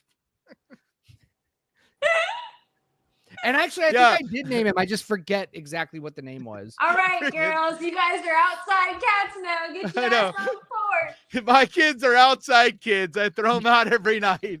You could They be. keep Stevie's keep coming like, back "Not for happening." food. Stevie's like, bitch, Aw. I ain't moving at all. So you have 3, you said? I have 3 Like girls. adopted? Like, are they all rescues? Yeah, I'm a foster failure. I brought in 3 black kittens that were sisters, and then I found out all the other cats in the litter died, and they were bonded because of it. That sucks. And I was supposed to pick a kitten at the end of the week. Best podcast ever! Okay. Anyways, but yeah. So I you did just it. kept all 3? Yeah, so now I have the Sanderson sisters, and I lived in a funeral Oh, home when I got them. what?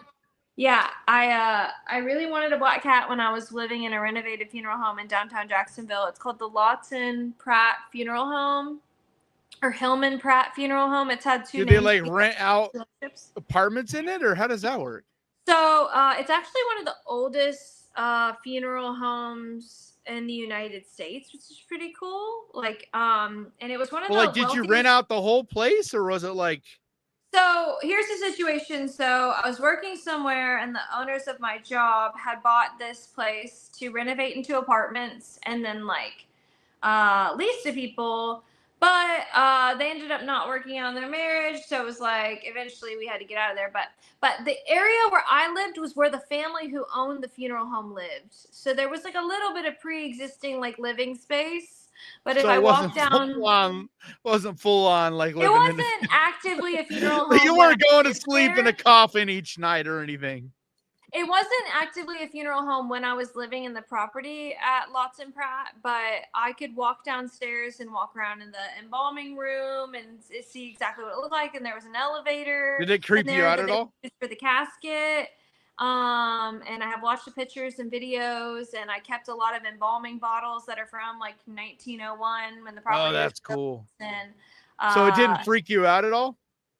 oh, I loved it. I thought it was one of the most beautiful places. I was really heartbroken when they basically evicted me, and then they've now been in the process of renovating it into a boutique hotel that's supposed to be called the Raven, which really pissed me off because they're just trying to Edgar Allan Poe theme a fucking funeral home, and they're like erasing all of the history. This is like one of cool the that it first was places there, in the United States, like one of the wealthiest black-owned businesses in North Florida of that time. Like they were like superstars of our city. That's a Like, shame.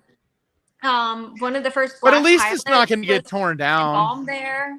Like, at least it's not getting Yeah, torn down. So, I mean, at least because it's a not lot getting of torn places like down. that end up either torn down and turned into But apartments or abandoned. But on the left side of the building, there is a cathedral that was amazing, cool, beautiful.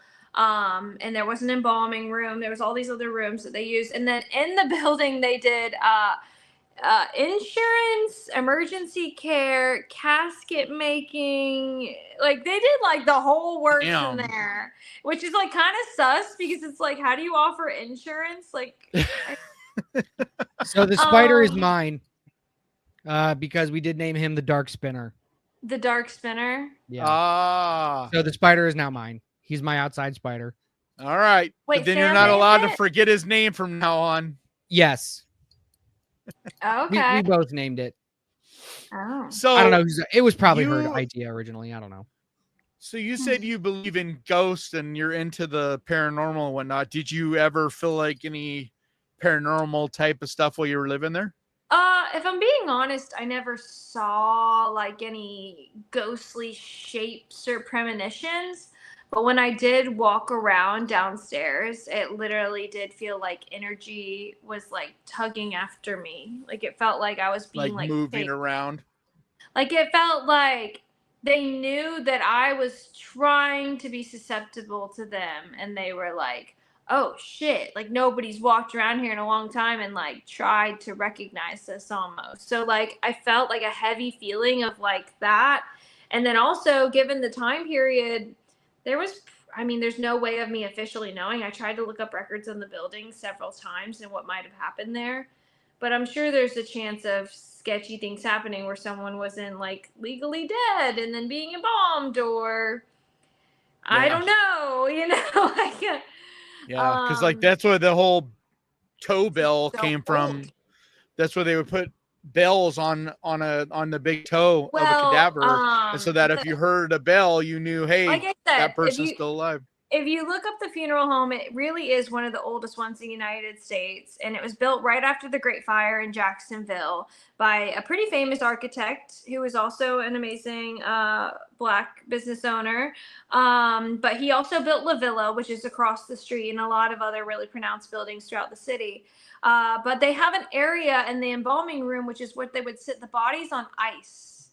Because that's how new they were to the technology of the way they were going to embalm people. They'd literally have to put them on top of ice Yeah. and like this whole. Well, they didn't have fridges back then. They didn't have fridges, and then they like had these tables they would sit them on and just like drain them, you know. Mhm. But I took a chair. I can go get the chair. I took a chair from the funeral home. I can show it to you guys. I'm not making. Yeah, that's haunted cool. chair, haunted chair. You know, I always wonder about stuff like I that always because, steal things. like if you think about it, like what are ghosts, and like why would you hang out if you are a dead spirit? Why would you hang out in, like, you know what I mean, and like the place where your body was taken? You need Like to it get always rest. makes me. That's what Huh? a ghost is. A ghost is a restless spirit. Yeah, but why would you hang out in? If 'Cause you you're could bound be there. anywhere at any You're time. bound there. Yeah, if you could I be get the anywhere, point he's trying to make. and it makes me wonder, like, okay, are you attached to your body? You know, and if that's the case, well, then why didn't you leave from there and go what to is the soul cemetery attachment or? to that like Yeah. geographic place? Is it attached to where you spent a lot of your time, or is it attached to the place where you died? Yep, and that's like Or- the spirits there. Are they people that used to live there? Maybe it's those. You know, maybe that's the spirits that are there, or is it, you know, the spirits from your body being like, I don't know. It always makes me wonder, and that's where the whole idea of that people come up with. It's more of what I keep it on my porch like an old lady. Nice. Counting Oh, that stuff. is cool. That's dope. Lawton What's it Pratt called? Funeral Home. Lawton Pratt. This That is is so stolen cool. property to the current owners of the. It looks funeral like it's hand You're just painted. outing yourself on our podcast. Yeah, thanks. Like thanks. hand painted or hand stenciled or whatever. Yeah, tucked Yeah, in. from what you said, they're probably painting over most stuff like that anyway. So Yeah. No, they broke all of the stained glass windows out of the cathedral. what? Oh my God, that's And my awful. heart, like, Dude, sank to the floor. antique stained glass is worth so much money. I'm like, are you fucking dumb, bro? Like, I walked in to come home, and it was like one of the last few weeks I was there while they were renovating the cathedral, which had this beautiful fireplace and stained glass, and they broke That makes them no all sense. out. That makes no sense, especially if they were breaks my turning heart. it into like, you know, like that seems like something you would want to leave if you're turning it into some old, like, When you know, creepy looking. when I talk about this place, like, okay, DJ, did you get crickets for the spider? Then you can call the spider yours. I know, no shit. All you're fuck doing off, is John Connor, fucking up its okay? web. I You know, need but a spider but they dad. are right. At the very least, you should be feeding it. You know, like I don't really think of it. You're treating it like a pet at all. You're not feeding it. You're fucking up DJ its just home. wants to be a cool pet dad, but it's like at I the end of know. the day, you just have like 2 cats, bro. Like you're I just know. sitting. Like, One anyone- cat. One cat. Oh, I thought you. Oh, well. No, just one.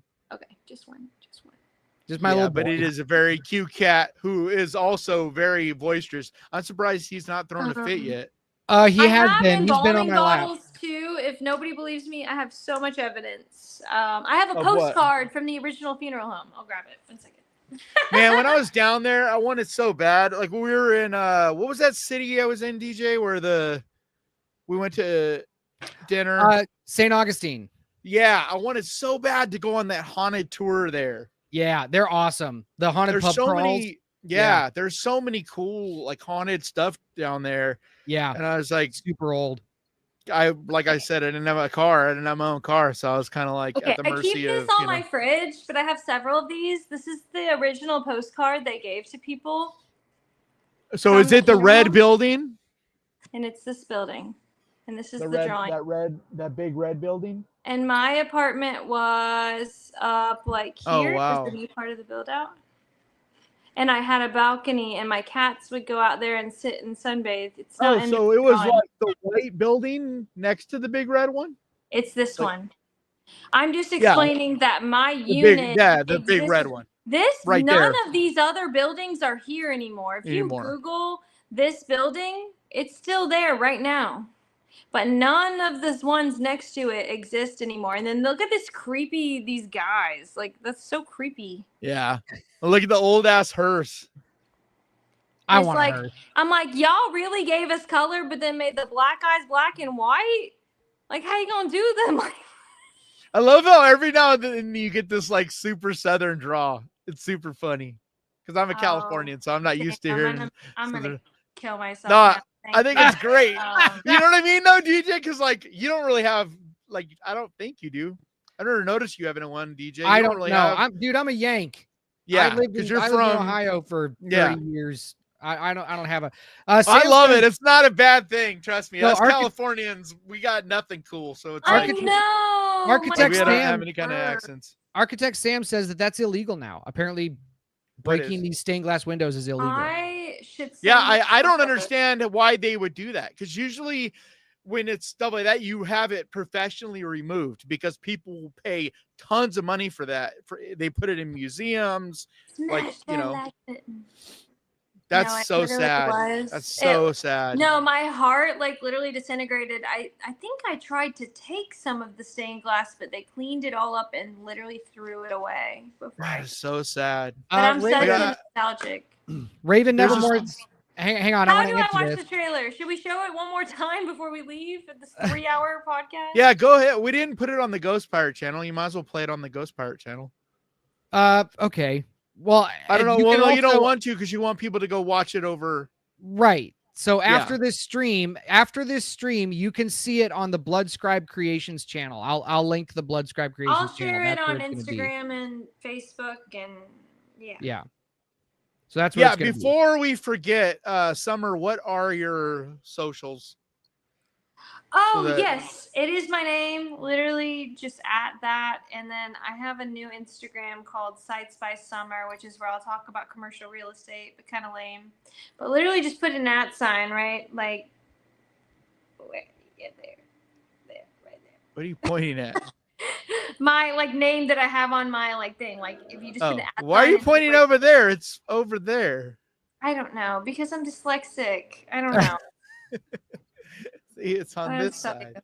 But I actually really have to go to the little girls' room because this has been like 3 hours. So. I Yeah, know, that's I okay. need Go to- take your break. yeah, We I are need gonna to be eat. wrapping up. So go take your break, and then when you get back, we'll finish our wrap up. So We're Yeah. taking a break. Okay, I can come back into the room. Okay. yep. Yeah, and say Okay. goodbye. We'll give it another few minutes. Okay. BRB. All right. Okay, Yeah, do you wanna I'm put- linking this. I was gonna say put the link right now in the chat so that way Ghost Pirate people can go. Okay, so the link to the Blood Scribe channel will be in the chat. After this stream is over, the trailer will be live, so you We can need to watch pin there. it. We need to pin it in the description. Yeah, I will. I'll change that. Let's go through some comments. We've been Yes. keeping up on it, but let's go through some of them. Prompt Dude says, speaking of spiders as pets, this dude Steve Thornton of Tarantula-tastic Enclosures has the sickest collection of horror-themed tarantula enclosures. Seriously mind-blowing. That's awesome. If I had a tarantula, I would totally have like a horror-themed enclosure, like a house or something like that. Yeah, like I almost got one, but I went with rats instead. But I've thought about getting one because, like, from what I know, like there's certain kinds of tarantulas that are really, really friendly. And I've seen people, they're like little dogs. They'll come running up, like, and you feed them and everything, and they'll like crawl on your shoulder and like just be like rats are. And I always think that's so weird. You never would think of a spider, you know what I mean? Or Yeah. an arachnid, I guess I should say, because they're not, right? They're not tarantulas, they're arachnids, but they're not arachnids. spiders, right? I think they are spiders. Isn't a spider? But an I think there's a difference. Like they're I don't all know. arachnids, but some are not spiders. I don't know. Yeah. David says just saw 28 years later commercial only in theaters. Hold on, what? What does commercial only mean? Cole says, is this film out yet? No. Oh, Cole. Hey, what's up, man?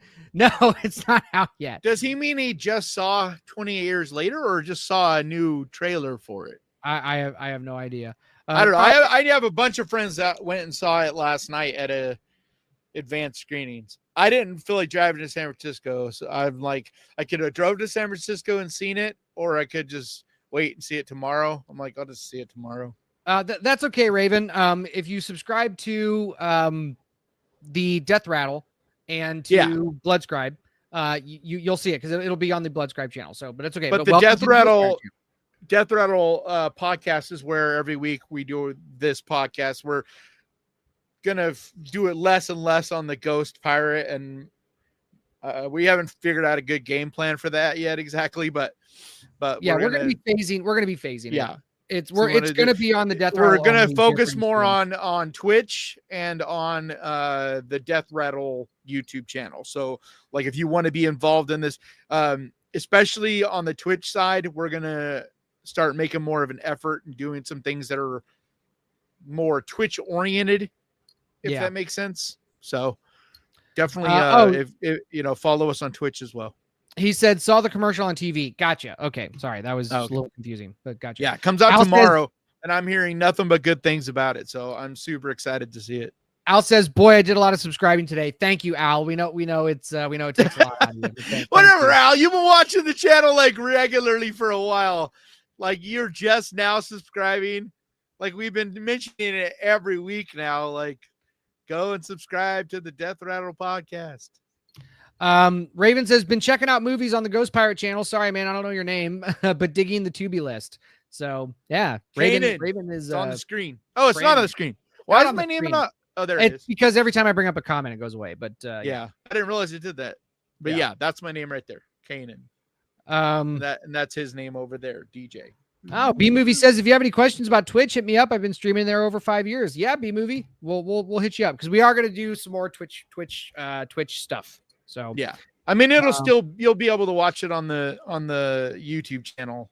Yep, as well. But there are going to be things that are more tailored to a Twitch type of stream than they are a YouTube type of thing, because we are constantly getting copyright hit whenever we watch trailers or just about anything. But Yeah. Twitch is a lot more lenient for a lot of that stuff. So, you know. Oh, sorry. Okay, so HP Brat, give me a second. I'm linking it again. This is the so Bloodscribe is the movie YouTube channel, and then if you care about my film reviews, it's Horror Sucks. Did she hang up, or did you just? No, she's coming back. She's coming back. She had to. No, I know that, but like she's not. Her boxes. Yeah, I know. She's coming back. She just has to click the link, and then she'll be back. Okay, cool. Let me see here. Okay.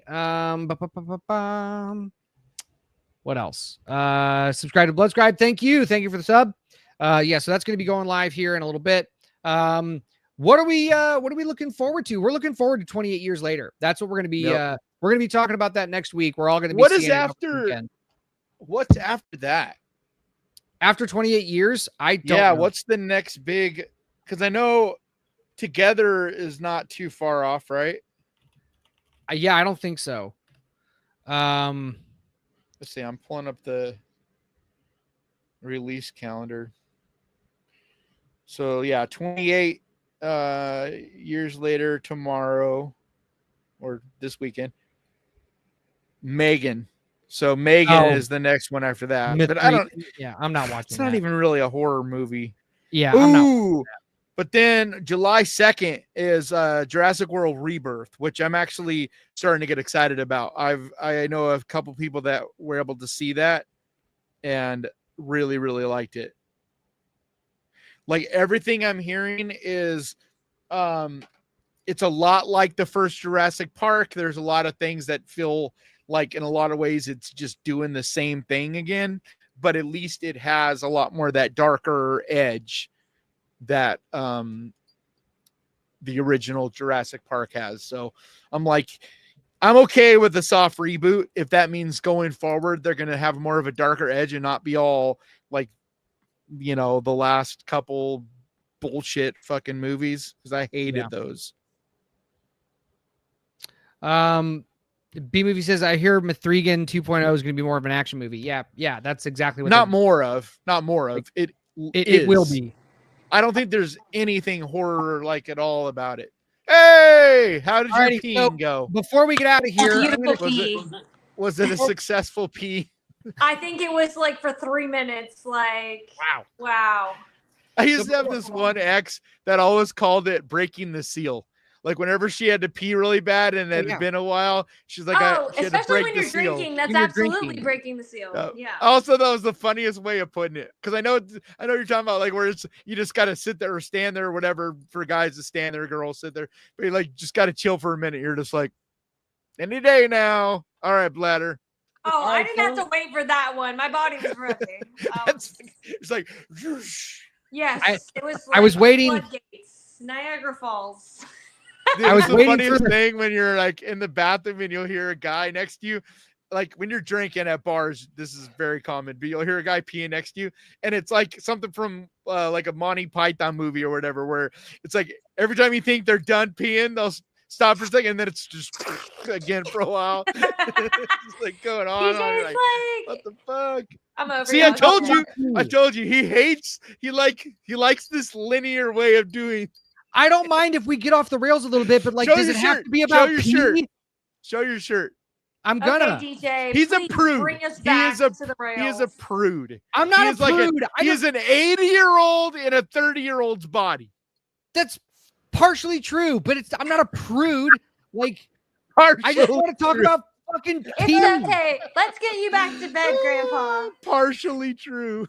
So I've had questions about my shirt, and I love my shirt, so I want to show it off. And I just gotta. So just give me a second. 'cause I God have damn to- it! Who the fuck's calling? What? The Stop fuck? calling Kaden. All right. You sound like the grumpy grandpa now. I've never had this one before where it's coming. My phone calls don't come through to the fucking computer. Like I don't know why it's You doing that all of a guys, sudden. I think we should start a can't see your podcast. Dude. Oh, there we go. There we go. There we go. Wow. Are there Okay, well, titties? you go see. Yeah. Is that titties? They're I like love horror that. pasties. See, they're like pasties and shit. Well, That's I too close. joined the situation, but you guys gotta watch the Hellgate for that. Okay, I don't think anybody followed what you were just trying to imply. I yeah, did. I would join the titty show. I but you joined gotta the- watch the Hellgate for that. Oh, okay. The titty. It's a new shirt that I got. It's one of my favorites. I love it. Yeah, I think that's Bloody super titties. fun. I like but that. Yeah. I love it. Anyway, so that's it. So Summer, thank you so much for, Thank you. for I'm coming hungry. on. I'm tired. I had Yes. so much fun, but wow, we really put in some hours here. We did. Okay, well here I'll make you a deal. You go find a movie over the next few weeks that you want to talk about on the show. I already have like at least 5. Well, you pick a movie and let us know, and we'll figure it out. We'll have you on again and Okay. talk about a movie. Does it need to be like a recent movie, like trending movie? Is that preferred? No.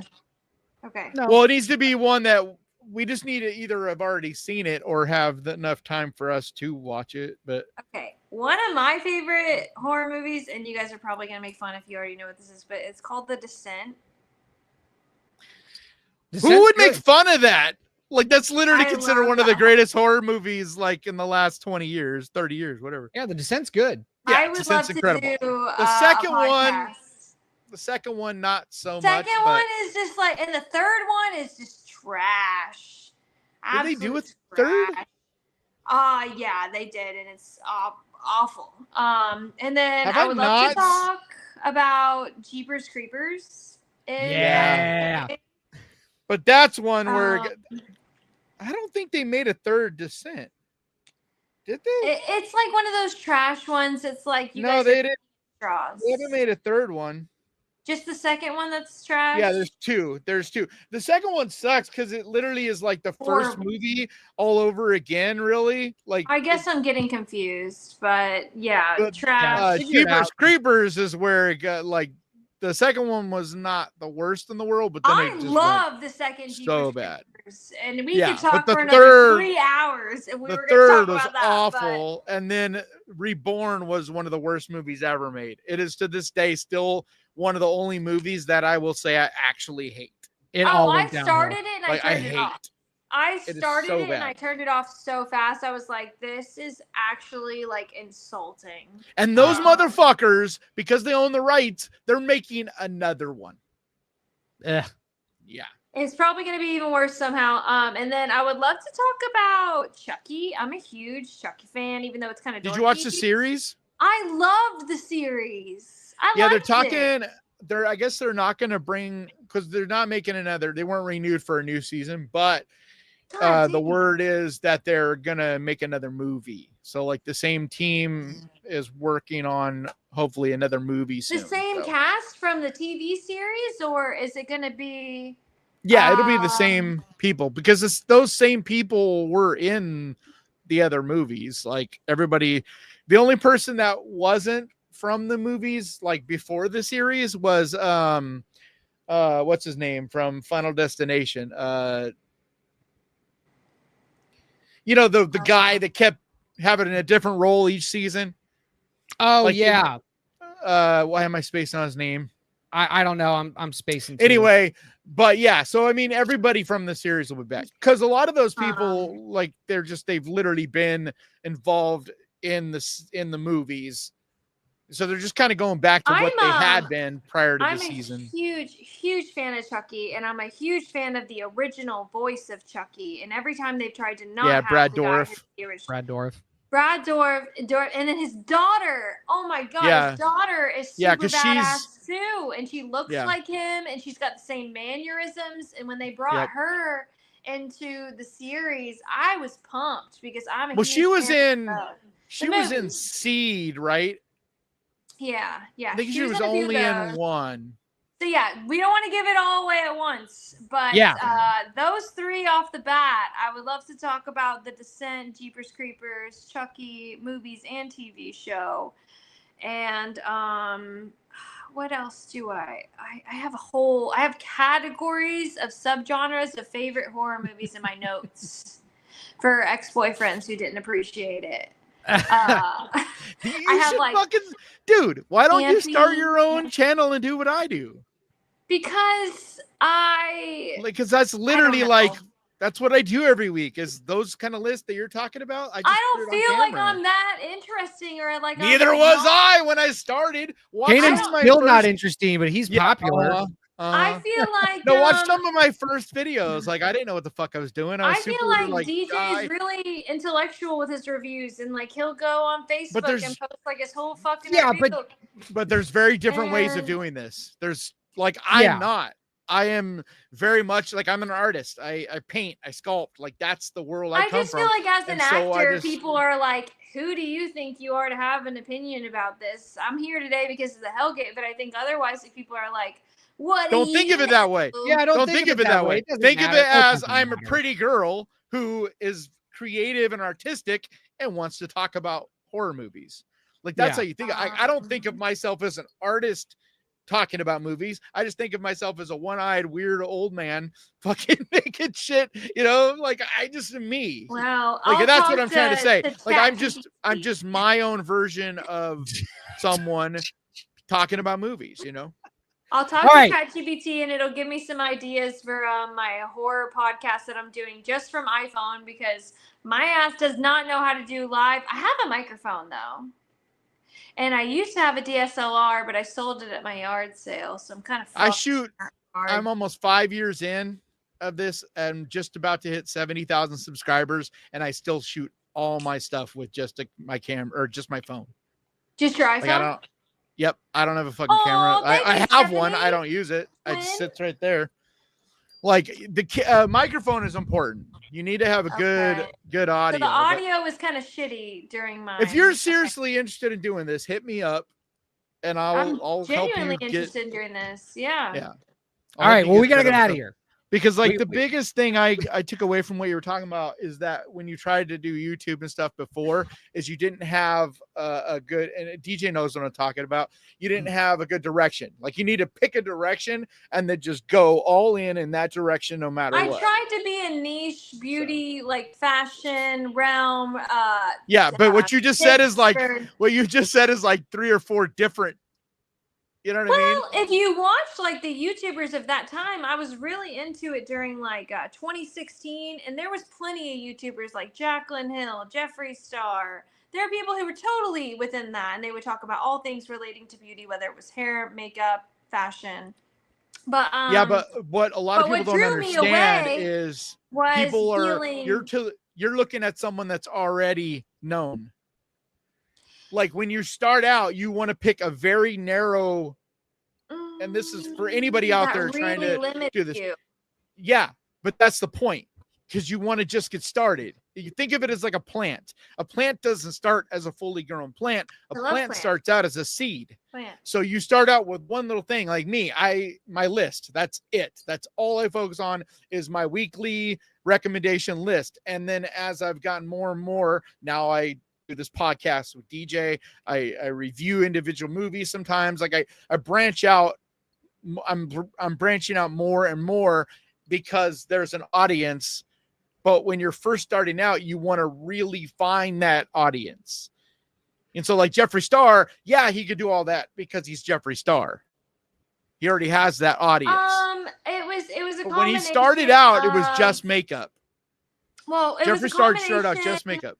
I needed it to be lucrative, and it felt like it could only be lucrative if I was like very adamantly selling people things. Yeah. Or was able to be monetized. I lost monetization on my channel after I used a certain song from SoundCloud, and it's my most viral video. It's like a purge makeup tutorial that has like 70,000 views or something. But anyhow, yeah, I'm definitely down to do it. Definitely down to do it. industry. Definitely have to be up and at a desk in 7 hours from this moment. So Yeah. All right. So we're getting out of here. I know. I need to eat. So thank you. Thanks, Summer. Again, thanks everybody for joining us. Super fun having you. This has been our longest stream to date. This has to be 7 to almost 10, 12. This has to be our longest stream to date. But awesome. It was great having you. Chat. Thanks for sticking around. Go to the Bloodscribe channel. The trailer is live. Share it around. Get ready for this movie. And we'll be back next Wednesday, 7 p.m. Eastern, 4 p.m. on the West Coast, and whatever time it is, where you ever are in the world. I'm DJ. That's Kane, and that's Summer. This is the Death Rattle Podcast. Good night. Good night.